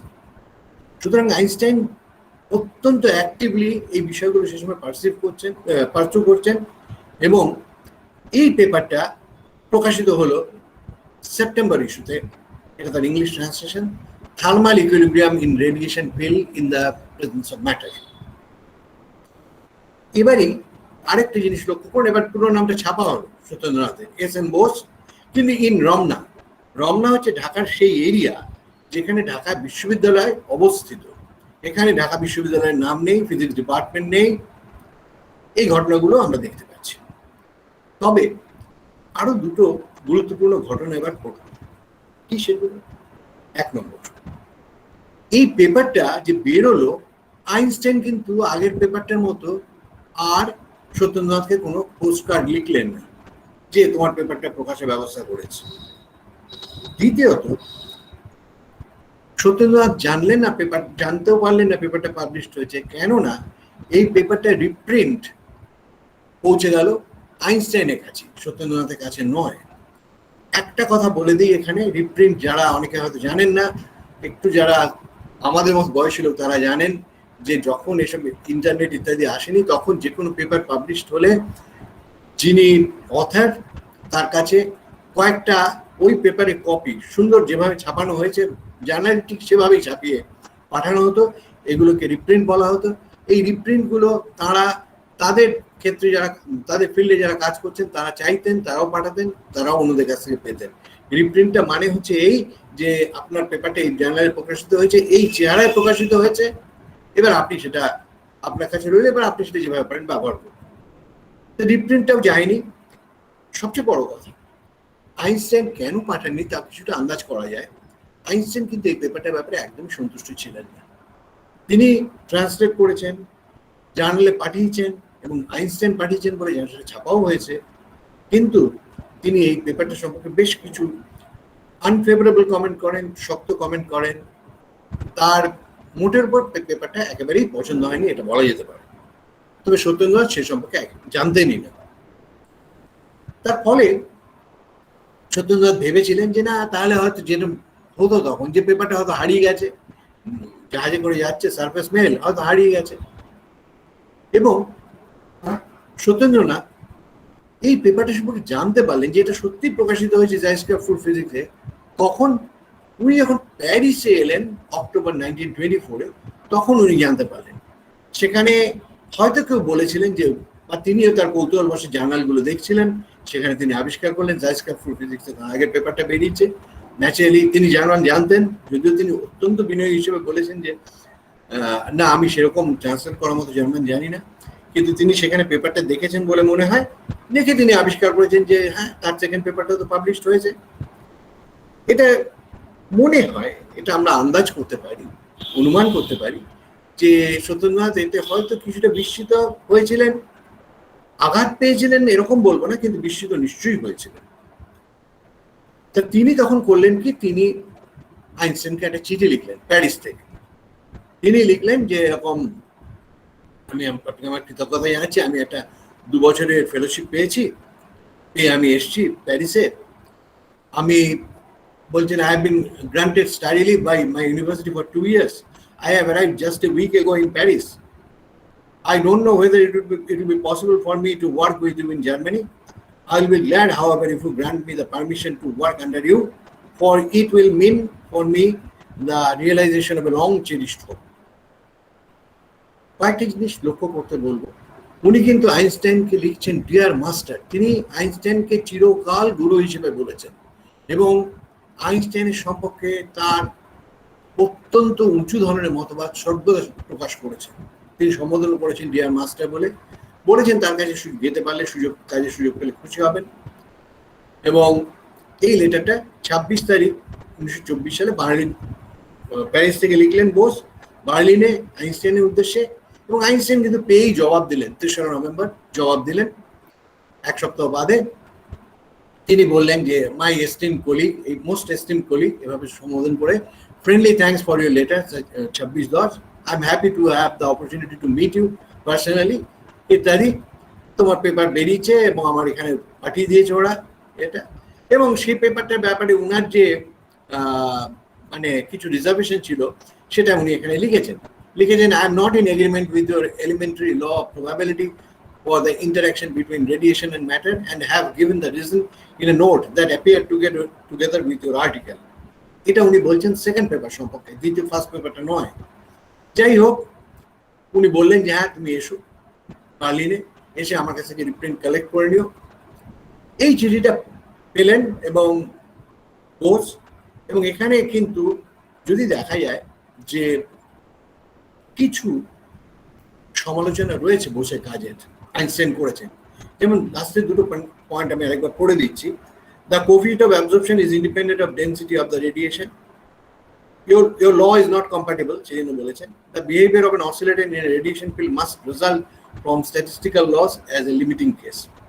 যাই হোক, এই ডিটেলসের মধ্যে না গিয়ে যারা ফিজিক্সের ছাত্র নন, সাধারণভাবে সকলের জন্য আমি এটা বলতে পারি যে আইনস্টাইন যে দ্বিতীয় পেপারটার ব্যাপারে সন্তুষ্ট ছিলেন না, প্রকাশ পেয়েছে সেটা ঠিকই, সেটা কিন্তু এখানে জানিয়ে দেন বোসকে। এবং এবার কিন্তু বোস সত্যি দুটো ঘটনা ঘটে মনে হয়, আমরা ঘটনার প্রবাহ দেখে বলতে পারি ওনার প্রতিক্রিয়াটা কিরকম হয়েছিল, খানিকটা আমরা অনুমান করার চেষ্টা করতে পারি।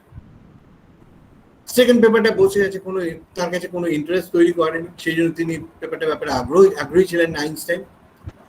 এবার বোস করলেন কি, এই জবাবটা পেয়েই তিনি আর একটা থার্ড পেপার লিখে ফেললেন প্যারিসে বসে। লিখে আবার আইনস্টাইনকে পাঠালেন জানুয়ারি 27, 1925। এই পেপারটাতে তিনি খানিকটা যাকে বলা যায় রিবাটল মতো দিয়েছিলেন, অর্থাৎ দ্বিতীয় পেপারটা আইনস্টাইন যেরকম ভাবে বুঝেছেন আসলে সেরকম নয় ব্যাপারটা, এরকম কিছু ব্যাখ্যা করে দেওয়ার চেষ্টা করলেন। কিন্তু আইনস্টাইন এই পেপারটার ব্যাপারে, তৃতীয় পেপার বলি যদি এটাকে, থার্ড পেপার, এটার ব্যাপারেও কোনো আগ্রহ দেখালেন না। এবং এই পেপারটা কোনো দিকে বোসের কাছেও পাওয়া যায়নি এর কপি, কোনো আইনস্টাইনের আর্কাইভেও এর কোনো কপি নেই। যেহেতু এই তৃতীয় পেপারটা প্রকাশিত হয়নি, অতএব বলা শক্ত সত্যেন্দ্রনাথ সেখানে কি লিখেছিলেন। এবং আইনস্টাইন কিন্তু দ্বিতীয় পেপারটা প্রকাশ পেয়েছে মানেই যে সেটা খুব গুরুত্বপূর্ণ বা সেটা একেবারে তার মতে ত্রুটিহীন, সেটা কিন্তু তিনি প্রকাশ করেছেন। সত্যেন্দ্রনাথ আপত্তি করে একটা আরো কিছু বলতে চেয়েছেন, সেটা শুনলেন না আইনস্টাইন, এরকম একটা ঘটনা ঘটল। এই পুরো ব্যাপারটা, এটা মনে করার কিন্তু কারণ আছে। এই পুরো বিষয়টাতে বোস অবশ্যই খানিকটা হতাশ হয়েছিলেন, একটু মুষড়ে পড়েছিলেন। কেননা আমরা দেখতে পাচ্ছি উনি এরপর বার্লিন গিয়ে হাজির হলেন আইনস্টাইনের সঙ্গে দেখা করার জন্য 1925 সালের 8ই অক্টোবর। প্যারিসে পৌঁছানোর 1 বছর বাদে তিনি গেলেন।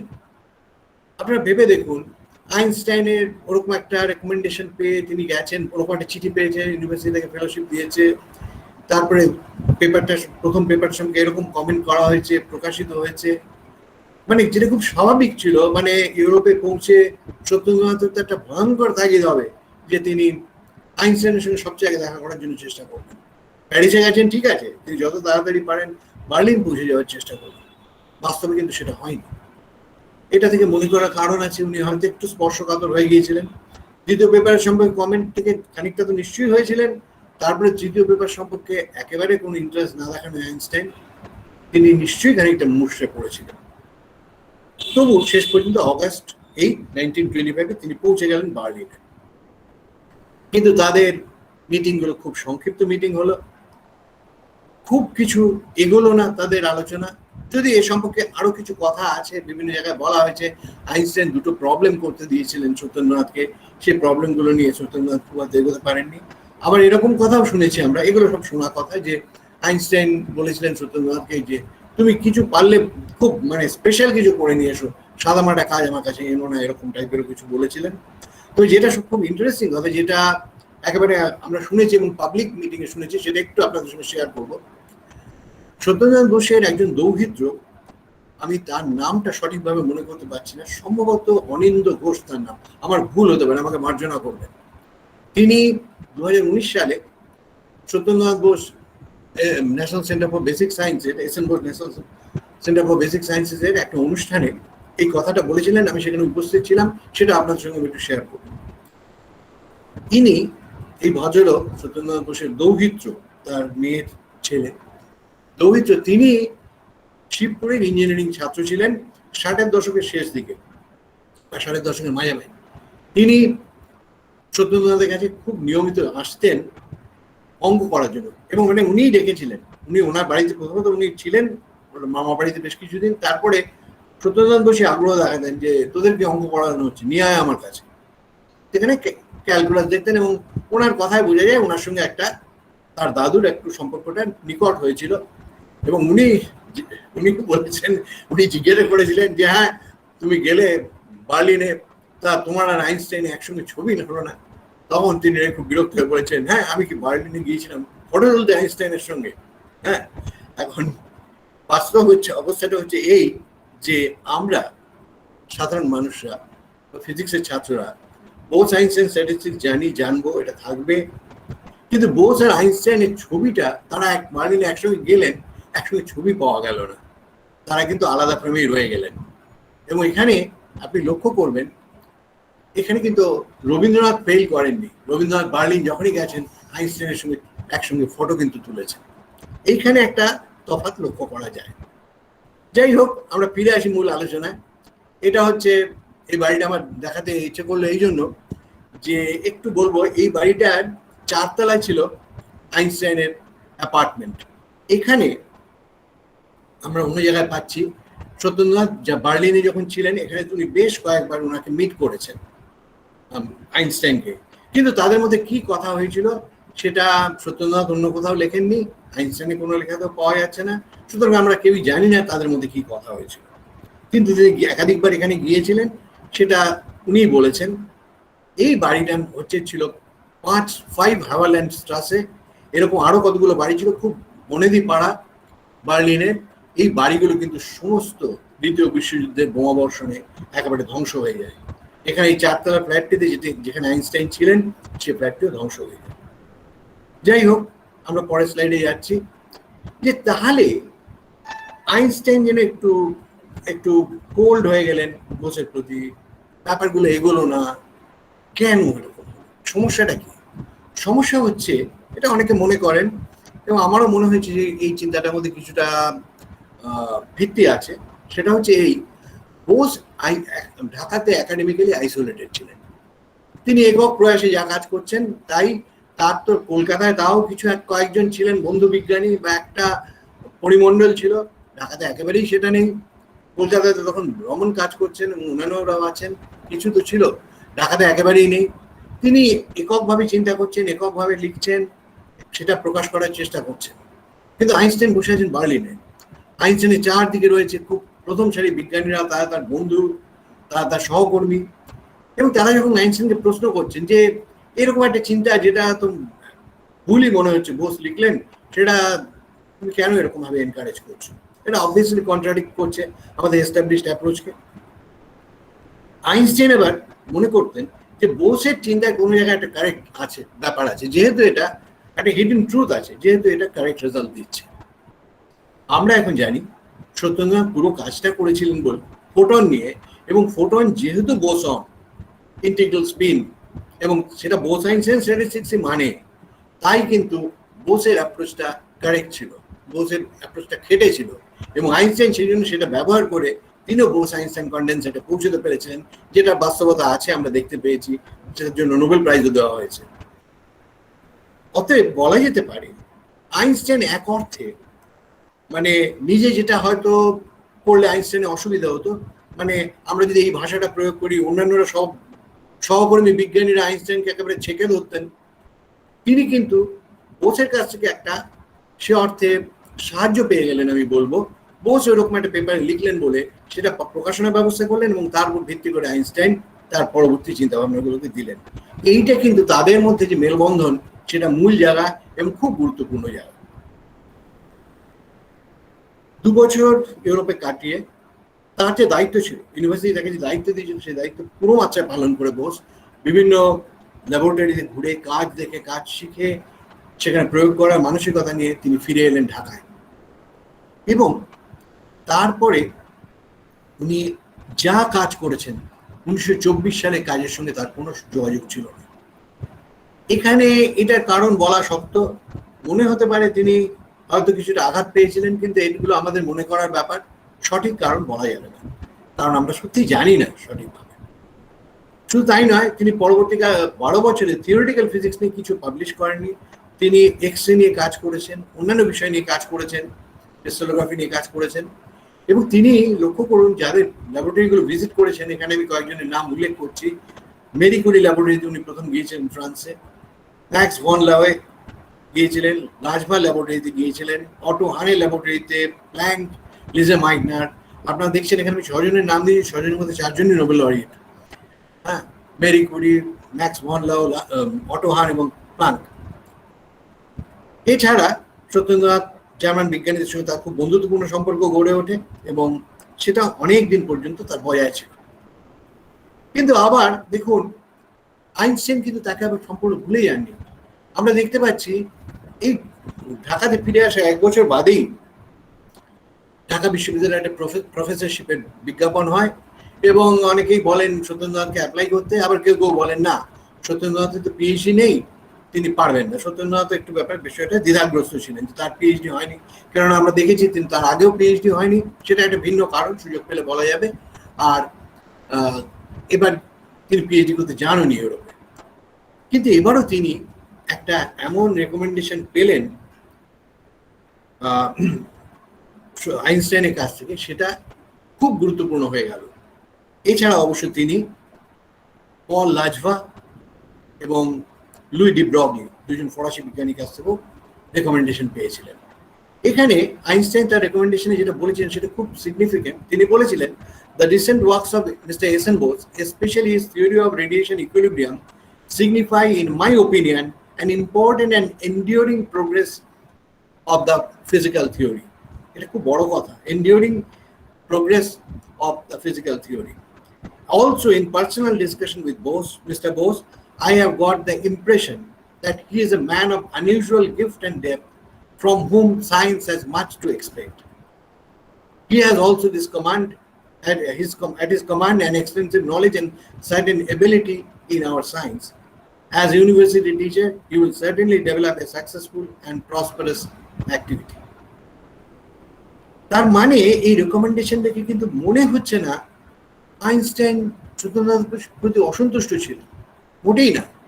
আসলে মনে হয় আইনস্টাইন একটা যে পর্যায়ের মানুষ, তিনি যে ধরনের ইনপুট আশা করছিলেন সেটা হয়তো পাচ্ছিলেন না, সেই জন্য তিনি সত্যেন্দ্রনাথের সঙ্গে তাকে বেশি দিন বার্লিনে রেখে অনেক কিছু করব সেগুলো কিরকম ভাবেননি। যদিও তিনি সেখানে আইনস্টাইন, সত্যেন্দ্রনাথ নিজেই বলছেন তিনি হাইজেনবার্গের লেকচার শুনতে গেছেন, শর্ডিঞ্জারের কথা হচ্ছে, নানা রকমের আলোচনা হয়েছে সেখানে, কিন্তু মূল কাজে কিন্তু আইনস্টাইন ইন্টারেস্টটা দেখাননি। আমরা ম্যাক্স ডেলব্রুকের কথা বলছিলাম, আমাদের বলা প্রায় শেষের দিকে আমি চলে এসেছি। আমি একটু ডেলব্রুকের কথাটা আমার বলতে খুব ইচ্ছে করছে, এই জন্য খুব ইন্টারেস্টিং। আপনারা সকলে এই পেপারটা পাওয়া যায় ওয়েবসাইটে, আপনারা পড়বেন। 4 পৃষ্ঠার একটা পেপার, একদম নন টেকনিক্যাল পেপার। পেপারটা টাইটেলটা খুব striking, was Bose Einstein statistics arrived at by serendipity. Serendipity কথাটা আপনারা হয়তো জানেন। সেরেন্ডিপিটি হচ্ছে গিয়ে সোজা কথায় অপ্রত্যাশিতভাবে ভালো জিনিস পেয়ে যাওয়া। এটাই ডেলব্রুক লিখেছেন এবং পরে একটা প্রশ্নবোধক চিহ্ন দিয়েছেন। ডেলব্রুক কিন্তু তার পেপারটায় বোসের ব্যাপারে বেশ খানিকটা ক্রিটিক্যালি ছিলেন, বলেছেন যে এটা একটা আচমকা হয়ে গেছে ব্যাপার, কিন্তু আইনস্টাইনের ব্যাপারে অতটা ক্রিটিক্যাল ছিলেন না। হয়তো তার কিছু কারণ রয়েছে। ডেলব্রুক সম্পর্কে এটুকু আমি বলবো, ম্যাক্স ডেলব্রুকের 1906 সালে জন্ম, 1981 সালে উনি মারা যান। এই পেপারটা পাবলিশ হওয়ার 1 বছর বাদে, এবং এই পেপারটা অ্যাকচুয়ালি 1979 সালে আইনস্টাইন শতবর্ষে একটা স্পেশাল ইস্যু বার করেছিল, তার বার করতে প্ল্যান করেছিল, জার্নাল অফ কেমিক্যাল এডুকেশন। শেষ পর্যন্ত জুলাইতে বেরোয় 1980 সালে, সেখানে এই পেপারটা ছিল। এখন ম্যাক্স ডেলব্রুক ছিলেন ফিজিক্সের ছাত্র, জার্মানিতে জন্ম, এবং তিনি অত্যন্ত একেবারে প্রথম সারির ছাত্র ছিলেন বলে তিনি কিন্তু পড়াশোনা মানে ইউনিভার্সিটি পড়া শেষ করে তিনি পিএইচডি কাজ কিছু করেছিলেন বোরের সঙ্গে, পাউলির সঙ্গে, লিজে মাইটনারের সঙ্গে, একেবারে প্রথম সারি বিজ্ঞানীদের সঙ্গে। তারপরে দ্বিতীয় বিশ্বযুদ্ধের সময় এসে যাওয়ায় তিনি কিন্তু চলে আসেন ইউএসএতে। ইউএসএতে এসে কিন্তু উনি শিফট করে যান আস্তে আস্তে বায়োলজিক্যাল সায়েন্সের দিকে, এবং মলিকুলার বায়োলজিস্ট হয়ে যান, এবং মলিকুলার বায়োলজি বিষয়টা তার হাতে প্রায় গড়ে ওঠে। এবং শেষ পর্যন্ত উনি 1969 সালে ফিজিওলজি মেডিসিনে নোবেল প্রাইজ শেয়ার করেন। লক্ষ্য করুন, তার কোনো ফিজিওলজি মেডিসিন কোনো ফর্মাল ডিগ্রি ছিল না, কিন্তু হি কুড ডু দ্যাট। সুতরাং ডেলব্রুকের কথাবার্তাগুলো, ডেলব্রুক যা বলেছেন সেগুলো একটু মন দিয়ে আমাদের দেখাটা উচিত, এক অর্থে আমি বলবো। ডেলব্রুক যেগুলো বলেছিলেন তার মধ্যে এটা পয়েন্ট আউট করেছিলেন যে আইনস্টাইনের ব্যাপার চিরকালই লাইট কোয়ান্টা আইনস্টাইনকে যেন তার সায়েন্টিফিক ওয়ার্ককে একটু হন্ট করে গেছে। এই ডেলব্রুকের ওপিনিয়নটা আমি আপনাদের সঙ্গে শেয়ার করছি। এবং Max Planck, Nernst, Rubens, Emil Warburg, এরা যখন আইনস্টাইনকে Prussian Academy of membership of Prussian Academy of science offer করেন এবং বার্লিনে নিয়ে আসেন, পরবর্তীকালে বার্লিন বিশ্ববিদ্যালয়ের অধ্যাপক হন ইত্যাদি, তারা খুব চিন্তার মধ্যে ছিলেন। কেননা কোয়ান্টাম থিওরি নিয়ে না সায়েন্টিফিক কমিউনিটির মধ্যে প্রচুর দ্বিধাদ্বন্দ্ব তখনও ছিল 1914 সালে যখন আসেন আইনস্টাইন। এবং আমরা দেখতে পাচ্ছি খুব ইন্টারেস্টিং ব্যাপার যেটা, যে আপনি যদি লক্ষ্য করেন, সরি স্কিপ করেছি, হ্যাঁ, প্রথম দিকে 1910-এর দশকে আপনারা দেখুন পরপর যারা নোবেল প্রাইজ পাচ্ছেন তারা কিন্তু সবাই পাচ্ছেন ওয়েভ থিওরি অফ লাইটের জন্য। আপনি এক্সরে তো একবারে গোড়াতে 1901 সালে হলো, পরে আপনি দেখুন ম্যাক্স ভন লাউ এক্সরে জন্য পাচ্ছেন, এক্সরে ডিফ্র্যাকশনের জন্য। গিয়ে আমরা ইংল্যান্ড থেকে আজকে ব্র্যাক, ফাদার অ্যান্ড সান, তারাও পাচ্ছেন এক্সরে ডিফ্র্যাকশনের জন্য। বার্কলা পাচ্ছেন, আজকে এক্সরে ওয়েভ ক্যারেক্টার নিয়ে কাজ করেছিলেন, তিনি পেলেন না, যুদ্ধে মারা যায় মোজলে। এইগুলো হতে হতে ওয়েভ থিওরি তখন খুব রমরমা। তার মধ্যে দেখা গেল শেষ পর্যন্ত এসে না, সেখান থেকে একটু সরে এসে যারা কোয়ান্টাম থিওরি নিয়ে কথা বলছিলেন তাদেরকে স্বীকৃতি দেওয়া শুরু হলো নোবেল প্রাইজের মাধ্যমে। প্ল্যাঙ্ক 1918 সালে নোবেল প্রাইজ পেলেন, আইনস্টাইন 1921, বোর 1922, দুটোই 1922 সালে ঘোষণা হয়। এরপরে আমরা দেখেছি যে মিলিগান পেয়েছেন, কম্পটন পেয়েছেন, রামন পেয়েছেন এবং ডি ব্রগলি পেয়েছেন, অর্থাৎ কোয়ান্টাম থিওরিটা আস্তে আস্তে উঠে গেল। ডেলব্রুক বললেন যেটা খুব গুরুত্বপূর্ণ, যে বোসের পেপার তো এসেছিল অগাস্ট 1984-এ, তার এক বছর বাদে কি দেখা গেল যে একটা formal introduction of quantum mechanics হলো। তারা করলেন ওয়ার্নার হাইজেনবার্গ, ম্যাক্স বর্ন এবং পাস্কাল জর্ডা, তারা সবাই জার্মান ফিজিসিস্ট। কোথায় বেরোলো পেপারটা? ওই জাস্ক্রাফট ফুড ফিজিক্সে 1925 সালে, এক বছর বাদে। তার 2 বছর বাদে অ্যানালিন্ডার ফিজিক্স, সেখানে কি বেরোলো? সেখানে বেরোলো শর্ডিঞ্জারের পেপার অন ওয়েভ মেকানিক্স। এটা বেরোলো কোথায়? 1926 সালে জানুয়ারিতে, অর্থাৎ বোসের পেপারে 2 বছরের পরে। আর বোসের পেপারে 3 বছর পরে 1927 সালে হাইজেনবার্গের আনসার্টেনিটি প্রিন্সিপালের পেপারটা বেরোলো, সেটাও জাস্ক্রাফট ফুড ফিজিক্স। এই তিনটে জিনিস কোয়ান্টাম মেকানিক্সের ফাউন্ডেশনটা তৈরি করে দিল। এর সঙ্গে আরেকটা কথা বলবো আমি, এটা হচ্ছে প্রসিডিংস অফ রয়্যাল সোসাইটি জার্নালে 1928 সালে বেরোলো। এই কাজগুলোর উপর ভিত্তি করেই কাজটা হয়েছিল। সেটা হচ্ছে PAM ডিরাক, পল ডিরাক, তিনি পেপার পাবলিশ করলেন, যেটা আরেকটা landmark paper in quantum mechanics, electron স্পিনের উপর। আমরা এই বিষয়গুলো লক্ষ্য করলে যেটা বেরিয়ে আসছে সেটা হচ্ছে যে এই গড়ে তুললেন হাইজেনবার্গ, ম্যাক্স বর্ন, শ্রোডিঞ্জার, প্রত্যেকে নোবেল প্রাইজ পেলেন। বোসের ওয়ার্কটা একটু অন্যরকম রয়ে গেল। এটাকে সত্যেন্দ্রনাথ বোসের পিএইচডি ছাত্র ছিলেন অধ্যাপক পার্থ ঘোষ, তাকে আপনারা সকলেই জানেন। তিনি বলেছেন তার মতে, এটা এই মতটা অন্য জায়গায় আমি পেয়েছি, Bose's work stood at the transition between old quantum theory of Planck, Bohr and Einstein. In fact অনেকে এটা বলেছেন ওল্ড কোয়ান্টাম থিওরির শেষ বড় কাজ হচ্ছে বোসের কাজ। তার আগে প্লাঙ্ক করেছেন, তারপরে আইনস্টাইন ব্যবহার করেছেন ফটোইলেকট্রিক এফেক্টে, বোর তার হাইড্রোজেন মডেল দিয়েছেন, তারপরে বোসের কাজটা এসছে। তারপরে কোয়ান্টাম মেকানিক্সে চলে গেল, ম্যাট্রিক্স মেকানিক্স, ওয়েভ মেকানিক্স চলে এলো, শ্রোডিঞ্জার, হাইজেনবার্গ, বর্ন, ডিরাক, এরা গড়ে তুললেন কোয়ান্টাম মেকানিক্স। দুটো ভাগ করে দেখা যেতে পারে ব্যাপারটাকে। সত্যেন্দ্রনাথ বোস নোবেল প্রাইজ পাননি, আমরা সবাই জানি, এবং এখন নোবেল আর্কাইভ থেকে আমরা জানতে পারছি, একদম অফিসিয়ালি জানা যায় যে সত্যেন্দ্রনাথ বোস শেষ পর্যন্ত মানে ইন হিজ হোল লাইফ 4 বার নমিনেটেড হয়েছিলেন ফিজিক্সে নোবেল প্রাইজের জন্য, কিন্তু তার প্রথম নমিনেশনই পান 50-এর দশকে, 1956 সালে পান। তার কোনো নমিনেশনই কিন্তু অ্যালবার্ট আইনস্টাইনের কাছ থেকে আসেনি। সত্যেন্দ্রনাথ নমিনেশন পেয়েছিলেন 4 জন ভারতীয় বিজ্ঞানীর কাছ থেকে, তারাও খুব নামকরা মানুষ। তিনি পেয়েছিলেন প্রথম নমিনেশন পান কেদারেশ্বর ব্যানার্জির কাছ থেকে, দ্বিতীয়টি পান DS কোঠারি, তৃতীয় SN বাগচি, চতুর্থ AK দত্ত। তবে সমস্ত কিছু সত্ত্বেও আইনস্টাইন এবং বোস এবং আইনস্টাইনের নাম এক সুতোয় গেঁথে গেছে। তাদের বলতে পারা যায় তাদের কাজকর্মের যোগসূত্রটা একেবারে 1টা বছর বড় জোর স্থায়ী হয়েছে, তার বেশি নয়। কিন্তু তার মধ্যেই যে ঘটনাগুলো ঘটে গেছে ফিজিক্সের দুনিয়ায়, বিজ্ঞানের দুনিয়ায়, তারা একেবারে চিরস্থায়ী ছাপ রেখে গেছে। এই জন্য বোস এবং আইনস্টাইন তাদেরকে আর যেন মানে বিশেষ করে সত্যেন্দ্রনাথ বোসের কাজ বললে আইনস্টাইনের নাম অবধারিতভাবে আসবে। আইনস্টাইনের অন্য অনেক বড় বড় গুরুত্বপূর্ণ কাজ রয়েছে অবশ্যই। আর একটা কথা আমাদের ভুললে চলবে না যে বোস কিন্তু পরবর্তীকালেও আইনস্টাইনের সঙ্গে যোগাযোগ রাখতেন, চিঠিপত্র লিখেছেন, আর অল অ্যালং হিজ লাইফ তিনি আইনস্টাইনকে গুরু বলে স্বীকার করে গেছেন। অর্থাৎ আপাত দৃষ্টিতে সমস্ত ঘটনা প্রবাহ দেখলে মনে করার কারণ রয়েছে, আমাদের ভারতীয় হিসেবে আমাদের একটু বেশি মনে হয় হয়তো, যে আইনস্টাইন কি সত্যেন্দ্রনাথের প্রতি আরেকটু সদয় হতে পারতেন, আরেকটু কি এনকারেজ করতে পারতেন। কিন্তু যদি দেখেন সেটা হওয়া কঠিন ছিল। আইনস্টাইন তো অন্য ধরনের মানুষ ছিলেন, তার কোনো PhD ছাত্রও ছিল না। যাই হোক, কিন্তু বোস আইনস্টাইনকে সর্বদা গুরু বলে মেনে গেছেন, এবং আমরাও জানি এই গুরু শিষ্যের যে অবদান, বোস আইনস্টাইনের যে অবদান, সেটা বিজ্ঞানে চিরকাল থেকে যাবে। অন্তত এখন তো মনে হয় চিরকালই থেকে যাবে, এরকম ভাবে বলা উচিত না বিজ্ঞানের ক্ষেত্রে, কিন্তু দীর্ঘদিন থাকবে বলেই তো মনে হয়। যাই হোক, আমি কয়েকটা এখানে আমি শেষ করছি।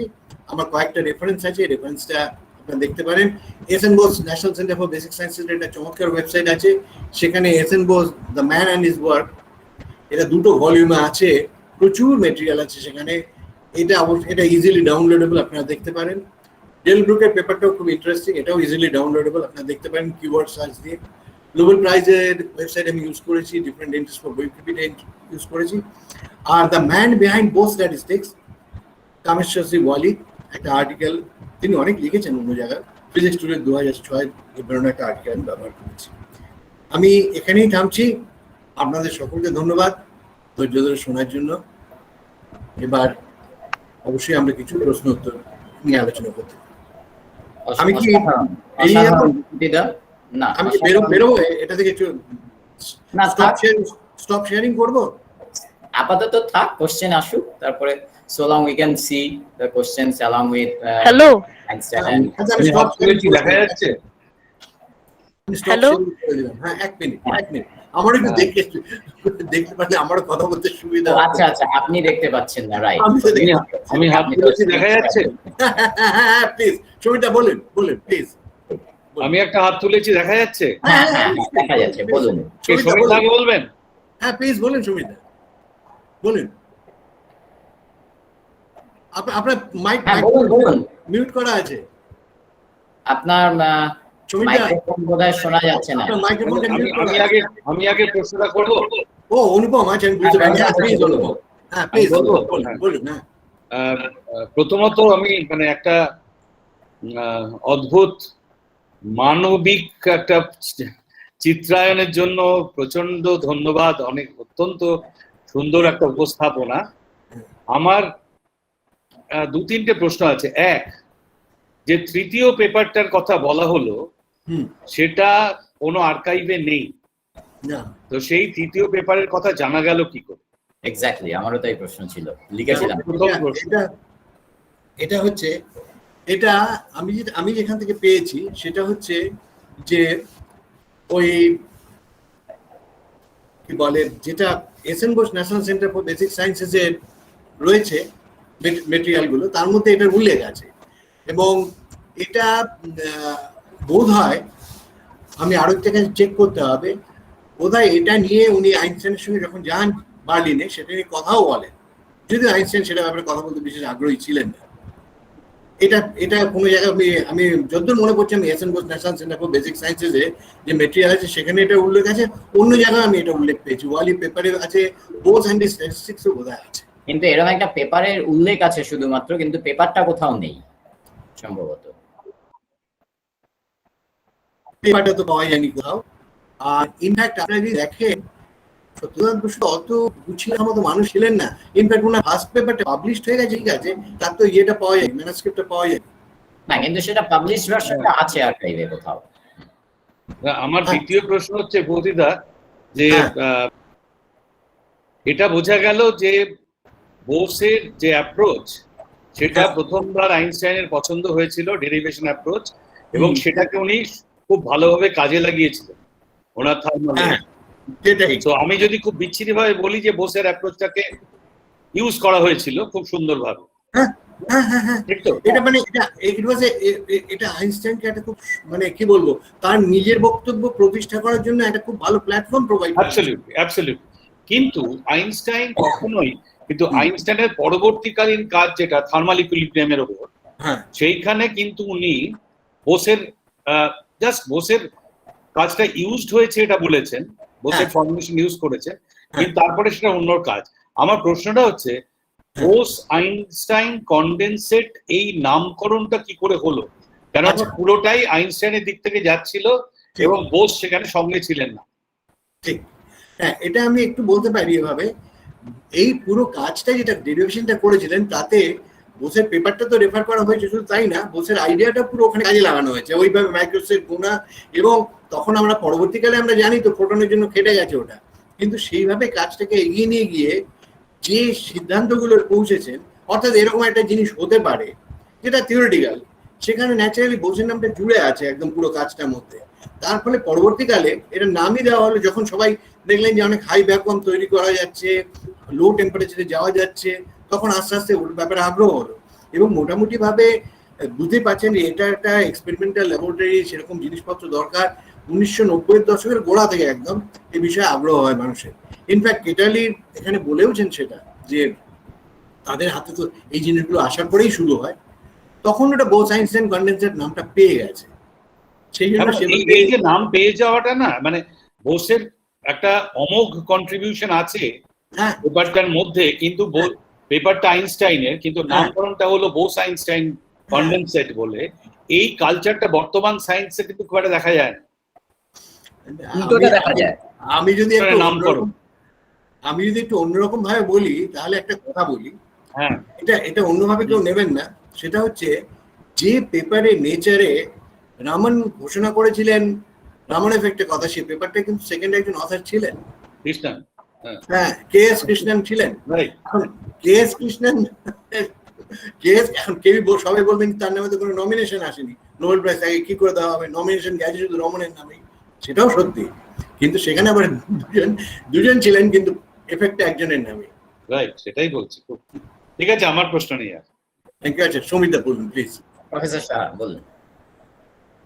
না, আপনার কথা শোনা যাচ্ছে না, মাইক্রোফোন নেই। মাইক্রোফোনটা সৌমিতা, মাইক্রোফোনটা অন করুন। হ্যাঁ, এবার করেছেন। হ্যাঁ, বলুন বলুন। না, কিন্তু শোনা যাচ্ছে না। শোনা যাচ্ছে না।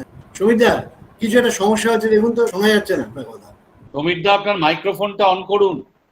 না, করেছেন। ও না, মাইক্রোফোন এবার করেছেন, এবার অন হয়েছে। এবার বলুন। না, মাইক্রোফোন অন, তাও তো শোনা যাচ্ছে না।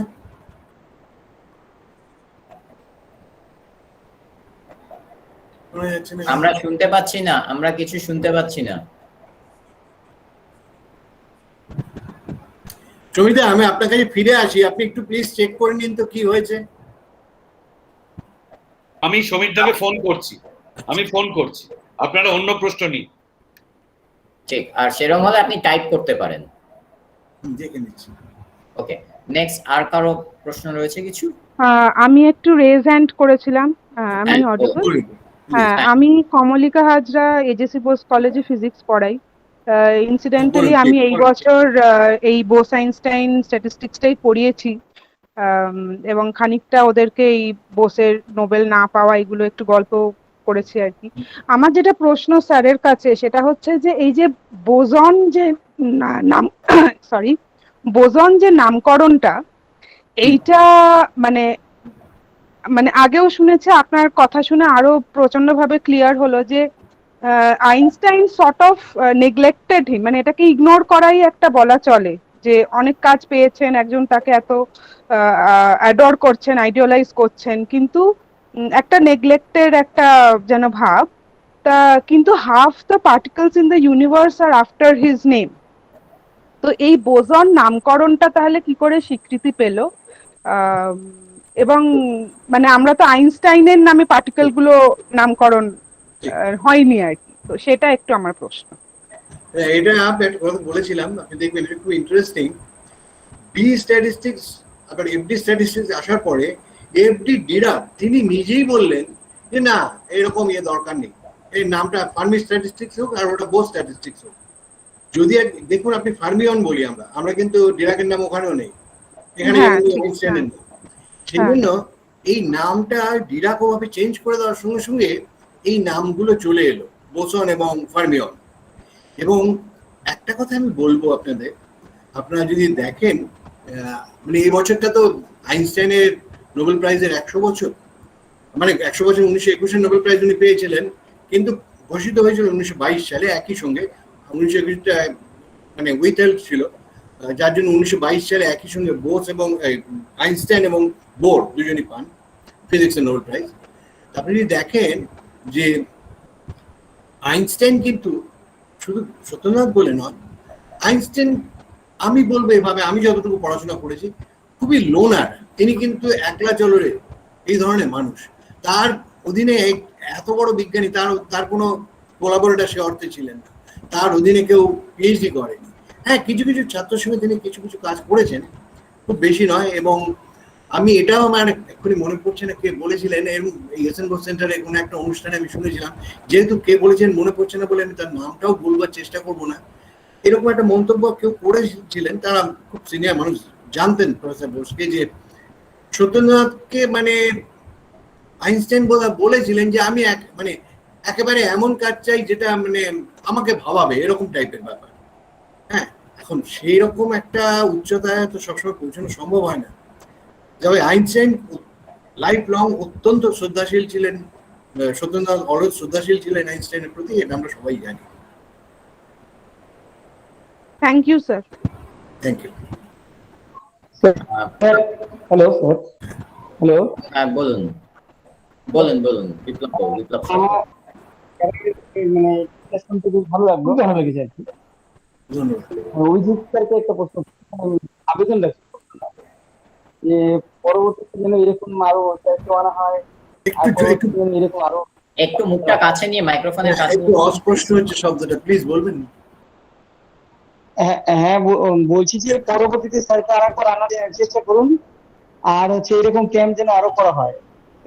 আচ্ছা আচ্ছা ঠিক আছে, বুঝতে পেরেছি। সমীর স্যার কমেন্টে উনি লিখে দিয়েছেন, হ্যাঁ, কনফিউশন রিগার্ডিং ডিএম বোস না ডি বোস হবে, and SN Bose persisted in later international invitations of conferences. হ্যাঁ, সেটা আছে একটা, সেটা হচ্ছে 1927 সালে আলেকজান্ডার ভোল্টার প্রয়াণের 100 বছর বাদে ইতালির কোমোতে একটা কনফারেন্স হয়, সেটা সম্ভবত এস এন বোসকে পাঠানো হয়েছিল। এস এন বোস তখন ঢাকায় ছিলেন বলে কলকাতায় ইনভিটেশন এসেছিল, যাই হোক সেটা প্রফেসর ডিএন বোস গিয়েছিলেন। সেটা একটু তাদের মধ্যে কিছুটা বিটারনেসের সঞ্চারও হয়েছিল, এটা আমরা জানি। এবং এই ইয়েতে প্রথম পেপারটায় এস এন বোসের নামটা না থাকা হয়তো হতে পারে, সেটাও কিছু সেরকম কনফিউশনের জায়গা তৈরি করেছিল। তবে এটা ঠিক যে কোমো কনফারেন্স যেটা বলা হচ্ছিল, যেটা ডেথ সেন্টিনারি অফ আলেকজান্ডার ভোল্টা ইটালিতে হয়েছিল, সেটা কিন্তু সত্যি এস এন বোস যেতে পারেনি। স্যার একটু অ্যাড করছি, প্রদীপ্ত বলছি। বলেন বলেন। আমি বলছি ওইটা সিরিয়াসলি HRN মানে অনারেবল হয়তো ডি বোস ছিল, যে কারণে মেঘনাথ স্যার সাথে ডিএম বোসই সেটাই যান, মানে ওই কোমোতে। আর ওই থার্ড পেপারের যেটা ওই এস এন বোস আর্কাইভে প্রথমেই যেটা এস এন বোসের রেকর্ডে 27 জানুয়ারির কন্টেক্সট আছে, আর ওয়ালির ফিজিক্স টুডের পেপারটাতেও 8 পেজের পেপার ওই 6th পেজে আছে, মানে ওই থার্ড পেপার যেটা রেফারেন্স দুই জায়গায় বলা আছে ওটা আনপাবলিশড এবং কোনো ট্রেস নেই। আচ্ছা, আমি সেটাই বললাম, আমি দেখেছি একাধিক জায়গায়। আমার এখানে প্রশ্নটা হচ্ছে বুঝিদা, একটাই প্রশ্ন, যে যদি একটা পেপার পাবলিশ না হয়, কেউ না দেখে থাকে, সেটা রেফারেন্স হয় কেন? মানে সেটা আমি বুঝতে পারি না, সেটা ভালো প্রশ্ন। হতে পারে আনপাবলিশড হতে পারে, কিন্তু কেউ দেখেছে বা কোথাও দেখেছেন, এটা বোধহয় এটার কন্টেন্টটা সম্পর্কে কমেন্ট আছে বোধহয় সত্যেন্দ্রনাথের নিজেরই রয়েছে, আমার আরেকবার দেখে বলতে হবে, রেফারেন্স গুলো আমি আগে দেখেছি তো। আর এটা সেকেন্ড প্রশ্ন আমার, মানে প্রবাবলি ভুল, ইউ ক্যান এনলাইটেন মি, যে 1924-25 এর কাজগুলোর জন্য এবং সেটা আইনস্টাইনের নামের সঙ্গে সম্পৃক্ত হওয়ার জন্য আমরা সত্যেন বোসের কাজ বলে সেটাকেই সবচেয়ে বেশি করে জানি। কিন্তু তার পরবর্তীকালে ওনার মতো একটা মেধা আরো যে এতগুলো বেশি বছর কাজ করলেন, সেগুলো ফিজিক্সের দুনিয়ায় খুব একটা আলোচিত হয় না কেন? আচ্ছা, প্রথমত হচ্ছে যে 3-4টে বিষয় আছে। একটা হচ্ছে যে উনি এসে খুব ব্যাপকভাবে শিক্ষকতার কাজটায় খুব কনসেন্ট্রেট করেছিলেন, এবং উনি ল্যাবরেটরি গড়ে তোলা, এক্সরে ল্যাবরেটরি গড়ে তোলা ঢাকা ইউনিভার্সিটি, এবং অন্য ল্যাবরেটরি গড়ে তোলা, এবং তাছাড়া উনি অন্যান্য বিষয়ে ইন্টারেস্ট দিতেন। আপনারা দেখবেন কেমিস্ট্রি অধ্যাপক প্রদুল চন্দ্র রক্ষিতের একটা বই আছে, বেরিয়ে এলাম বাংলায়, তিনি সে সময় ঢাকা বিশ্ববিদ্যালয়ের ছাত্র ছিলেন। তার কাজের ব্যাপারে কিরকম প্রফেসর বোস ইন্টারেস্ট নিতেন সেগুলো উনি লিখেছেন। এবং আরেকটা খুব বড় কথা, প্রফেসর বোস কিন্তু পরে ইউনিফাইড ফিল্ড থিওরি নিয়ে অনেক ক্যালকুলেশন করেছেন, কিন্তু এটা কিন্তু তার ছাত্ররা, অধ্যাপক পাঠ্য ঘোষও বলেছেন, তিনি অনেক কাজই করে না ফেলে দিতেন, ইয়েতে তার পছন্দ হতো না। উনি মানে সন্তুষ্ট হতেন না। আর থিওরিটিক্যাল কাজ এ সম্পর্কে একটা মানে কি বলবো, এটা গল্প বলবো না ঘটনা বলবো জানি না। অ্যাকচুয়ালি সত্যেন্দ্রনাথ বসু ছাত্রদের পড়াতে গিয়ে এই ব্ল্যাঙ্কেট থিওরি ডিডাকশন নিয়ে কিছু ছাত্রদের প্রশ্ন করায়, তিনি সেটা করতে যান। সেখানে কি কোনো মতো একটা কিছু ভুল হয়ে গিয়েছিল, তাতে ওই 1/4 জায়গায় 1/3 বের হয়। সেখান থেকে উনি জিনিসটা ডেভেলপ করা শুরু করেন, সেটা থেকে তিনি একটা ক্লু পান, এরকম বলা হয়। তবে উনি কিন্তু যে কাজ করেছিলেন অনেক, এটা কিন্তু মোটামুটি কনফার্ম।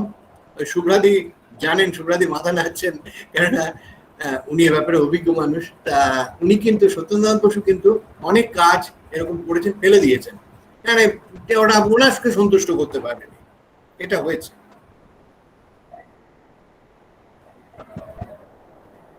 বুঝলাম, এটা একটা স্যাড ব্যাপার আছে পরের দিকে।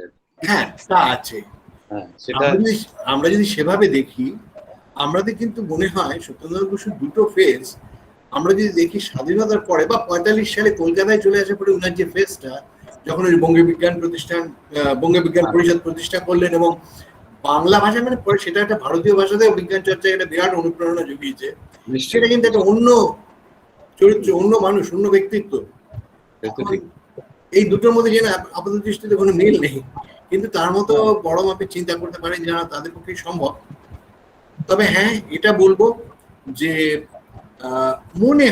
মনে হয় উনি ইউরোপে আরো আগে যেতে পারলে বা থাকতে পারলে হয়তো সেভাবে হতো আরো কিছু কাজ। তবে এগুলো তো সবই কনজেকচার, আর ঢাকাতে কিছু অসুবিধাও ছিল আমরা জানি। তবে সব মিলিয়ে যেটা পাওয়া গেছে আমি সেটাই বলার চেষ্টা করলাম। ডক্টর ব্যানার্জি বোধহয় কিছু বলবেন।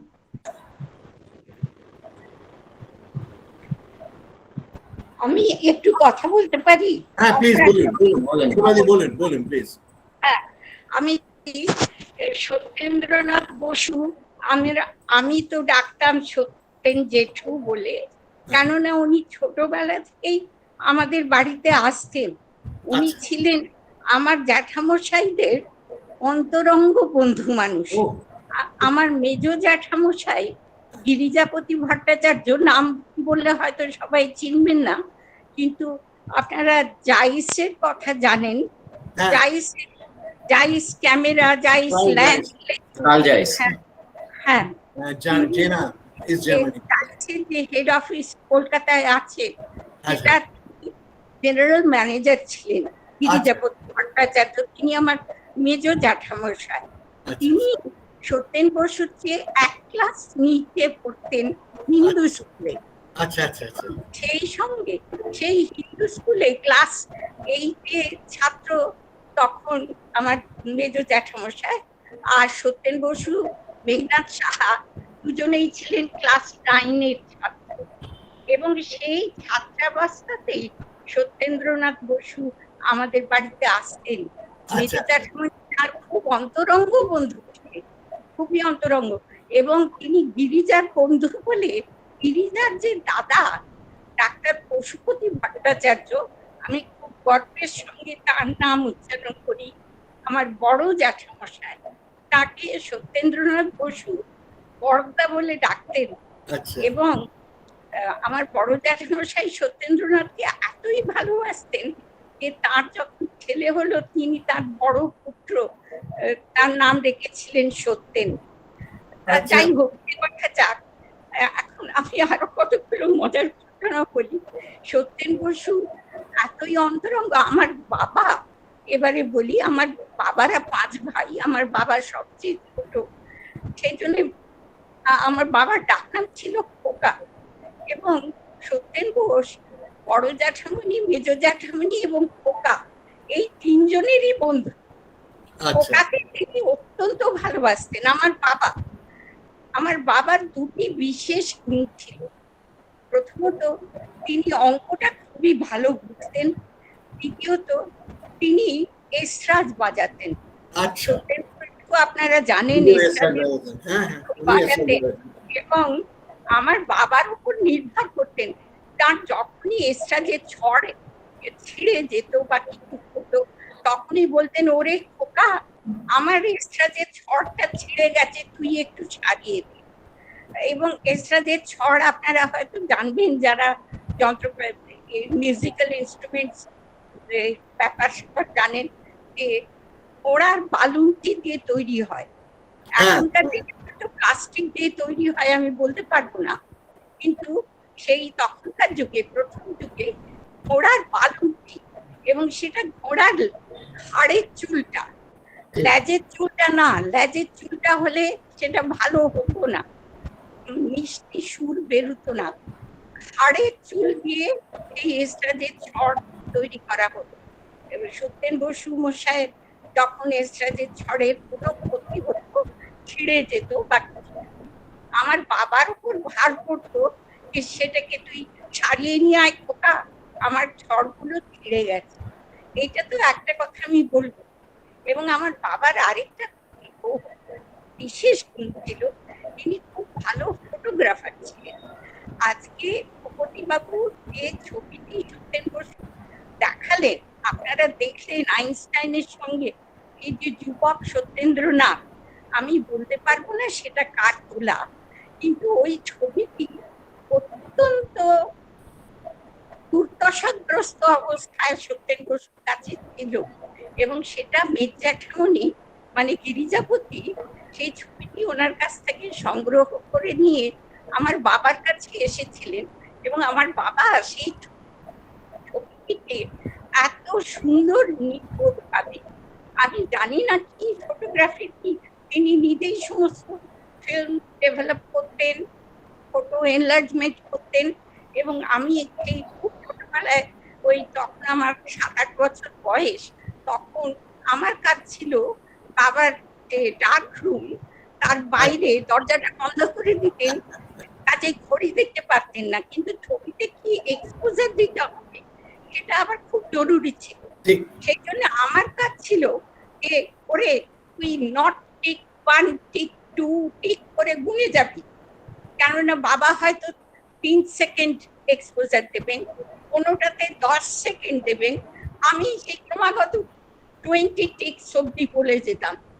এবং আমি গর্ব করব যে এই গতকালও আমি দেখেছি আমার সেই নট টিক 1 টিক 2 টিক এই যে বলা, এটা 1 সেকেন্ডের কাছাকাছি যায়, 0.99 সেকেন্ড অ্যাভারেজ।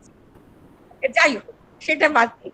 দিদি আমার একটা প্রশ্ন নিয়ে নেব, আরো দু একজন বলছেন, আরো দু একটা প্রশ্ন নিয়ে নেব। হ্যাঁ, আরো দু একজনের প্রশ্ন আছে, নেব? হ্যাঁ হ্যাঁ, নিয়ে নিন। এই যে বলছেন, কি বলছেন, রেজ হ্যান্ডটা তুলবো। হ্যাঁ হ্যাঁ, আমি সুনীল তলাপাত্র কিছু বলতে চাইছি। হ্যাঁ স্যার, বলুন স্যার, বলুন স্যার। ব্যাপার হচ্ছে আমি তখন অসীমা চ্যাটার্জির কাছে রিসার্চ করতাম, হ্যাঁ, যখন উনি এক্স-রে ক্রিস্টোগ্রাফি সম্পর্কে ইন্টারেস্টেড ছিলেন, করতেন, হ্যাঁ স্যার, আমি জানি আপনি বলুন। শিবুদার কাছে করতেন, শিবুদা করতেন সেটা। যাই হোক, হ্যাঁ, শিবপদ ভট্টাচার্য। হ্যাঁ হ্যাঁ, এবং আমি ক্রিস্টাল তৈরি করে ওনাকে দিতাম। ক্রিস্টাল উনি যেরকম ভাবে চেয়েছিলেন সেরকম একটা মলিকুল নিয়ে দিতাম, এবং সেই জন্য ওনার সান্নিধ্যে আসবার আমার সুযোগ হয়েছিল, এবং ভীষণ আমাকে ভালোবাসতেন।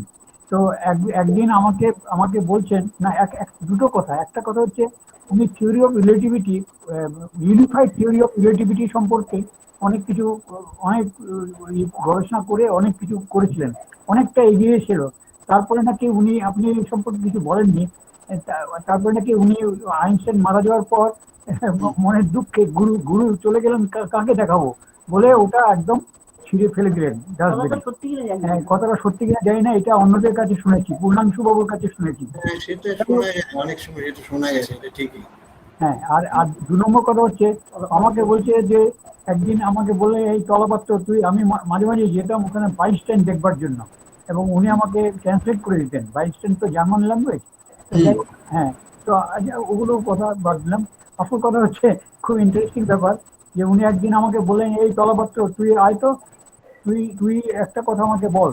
আমি জ্যান্ত তলাপাত্র তোকেই দেখলাম প্রথম, তার আগে আমি 2টো তলাপাত্রকে দেখেছি বইয়েতে।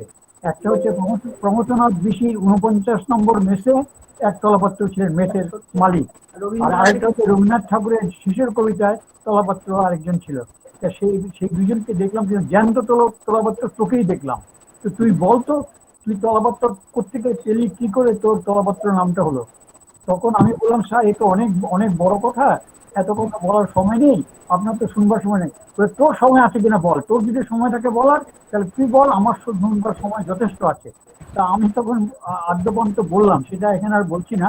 এবং সেটা ইন্টারেস্টিং যে ওনার পড়াশোনা কত রকম ছিল, মানে সাহিত্যেও ওনার দারুণ পড়াশোনা ছিল। হ্যাঁ, বোঝাই যাচ্ছে। হ্যাঁ, এবং সেটা বলবার জন্য আমি বললাম যে এরকম সাধারণ ভাবে উনি কথা বলতেন, এত বড় একটা প্রতিভাবান লোক। কি খাওয়াবি বল? হ্যাঁ, সেই অত্যন্ত অত্যন্ত সাধারণ ছিলেন।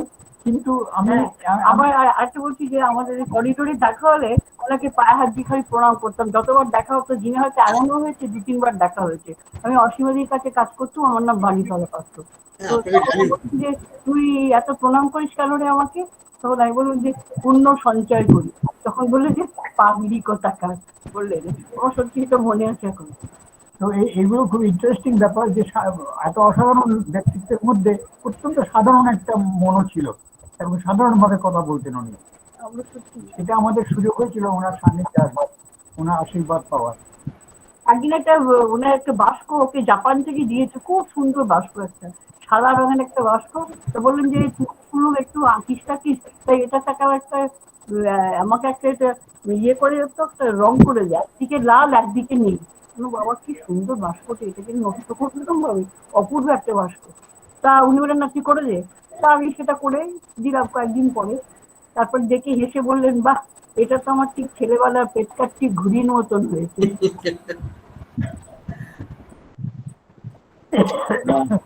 আমরা প্রায় আজকে বোধহয় শেষের দিকে এসে গেছি। আমি আরেকটু বলবো, আমার বাকি আছে। আমি বলতে চাই, ওই যে সত্যেন বসুর ছবিটি আমার বাবা কিন্তু পরিষ্কার করে, এই এখন যে ছবি আমরা দেখলাম সেটা কিন্তু আমার বাবার করা। এই জন্য আমি নিজেকে গর্বিত বোধ করি। না না, এটা সত্যি আপনি ভালো বললেন, আমরা জানতাম না তো এটা।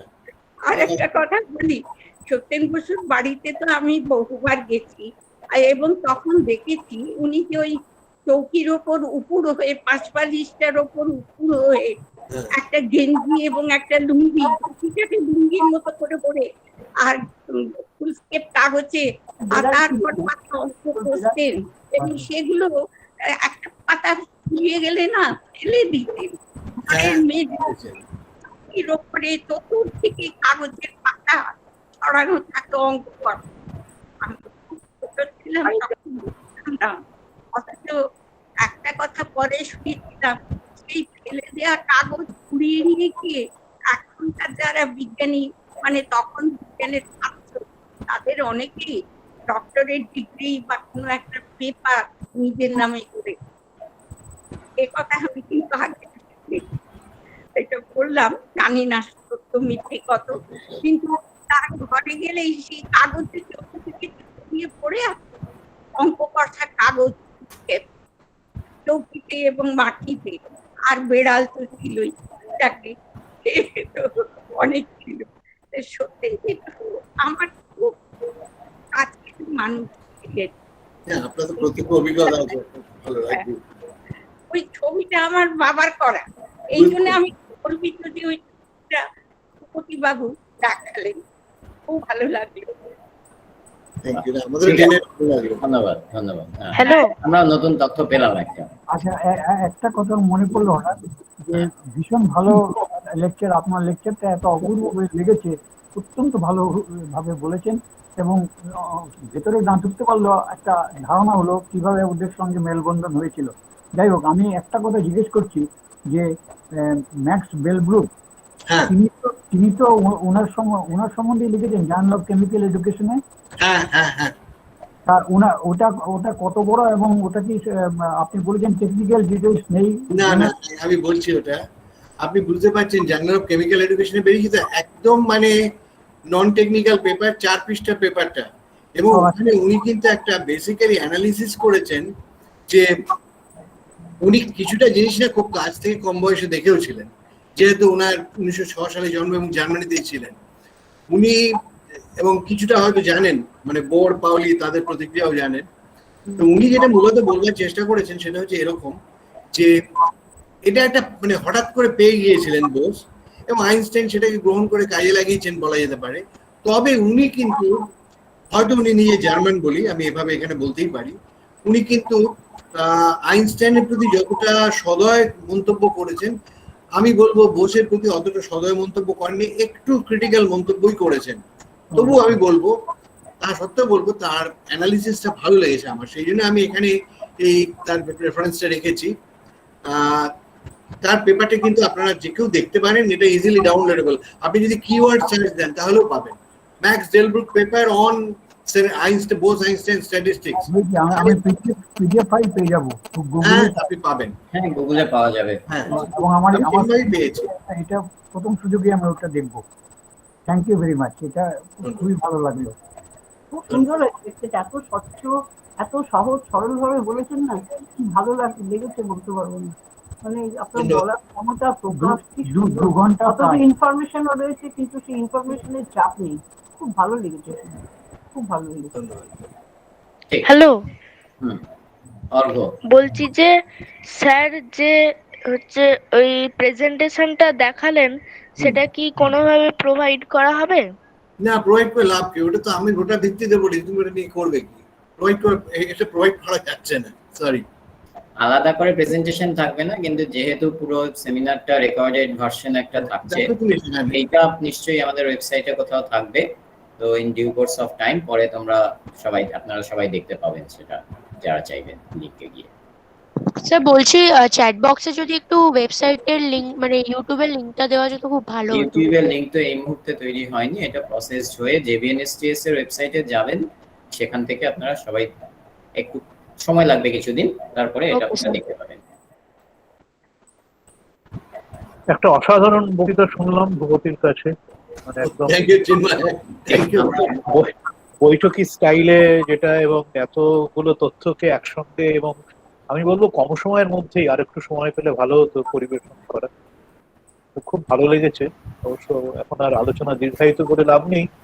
ওনার মানে ভীষণ বন্ধু বৎসল ছিলেন, এই ব্যাপারটা আমরা বিভিন্ন রকম রেমিনিসেন্সেসে পড়েছি, দিলীপ কুমারের বা জ্যোতি প্রসাদ মুখোপাধ্যায়, মানে এবং কত যে ভার্সেটাইল ছিল ওনার জ্ঞান। জ্যোতি প্রসাদ মুখোপাধ্যায়ের বাড়িতে কোথায় কেউ প্রয়াত হয়েছিলেন এবং ওনার পরীক্ষার আগে ঠিক প্রস্তুত হতে পারেননি, পরীক্ষার আগের দিন সত্যেন বসুর কাছে চলে এসেছেন, এবং বিষয় হচ্ছে ইজিপ্টোলজি। সত্যেন বসুর কাছে সারাদিন পড়াশোনা করে উনি পরের দিন পরীক্ষা দিতে চলে গেলেন, এবং অনেক ঘটনা মনে পড়ছে, মানে ওনার খুবই বন্ধুবৎসল ছিলেন। ভালো লাগলো ভূপতি আজকে। আমি কি বলি, যে বলছি যে অসাধারণ তো তথ্যের সমাবেশ হয়েছে, আর প্রচুর প্রশ্নের দরজা কিন্তু খুলে গেছে। সুতরাং উপস্থিত সবাই নিশ্চয়ই বিভিন্ন ভাবে এক্সপ্লোর করবেন এগুলো, এবং আমরা এর পরবর্তী আরো অনেক রকমের শুনবো এই সম্বন্ধে কথা, এটা এক্সপেক্ট করি। Thank you. তো একটা অত্যন্ত ভালো সময় আমরা কাটালাম, আর যেহেতু কোথাও তো গিয়ে থামতেই হবে, আমরা অনেকটা সময় অতিক্রান্ত হয়ে এসেছি। সুন্দর সময়ের মধ্যে অনেক কিছু জানতে পারলাম, নতুন নতুন তথ্য। আগামী দিনে আশা করবো আবার অনেক তথ্য আমাদের কাছে আসবে। উপজেলাকে আবার রিকোয়েস্ট করবো, হয়তো অন্য কয়েকটা বিষয় নিয়ে বিফোর দিস টক আমরা আলোচনা করছিলাম যে কি বলা যায়, উপজেলাকেও একটু মানে কিন্তু করছিলেন যে এই টকটা আবার দেবো কিনা কোথাও। তো বোঝা গেল যে পার্টিসিপেন্ট ছিল প্রায় 170 জন অলমোস্ট। তো এটা অত্যন্ত গুরুত্বপূর্ণ টক ছিল। আমরা আজকের অনুষ্ঠান এখানে শেষ করছি। সবাই ভালো থাকবেন, আবার পরবর্তীকালে আমরা আমি ভিপি এবং ডক্টর অভিজিৎ কর এবং প্রফেসর মৈত্রী ভট্টাচার্য সকলকে ধন্যবাদ জানিয়ে, নমস্কার জানিয়ে, আপনার সকলকে নমস্কার জানিয়ে শেষ করছি। ধন্যবাদ। ধন্যবাদ। শুভরাত্রি। বেরিয়ে যাচ্ছি তাহলে। হ্যাঁ, থ্যাংক ইউ স্যার, বাই।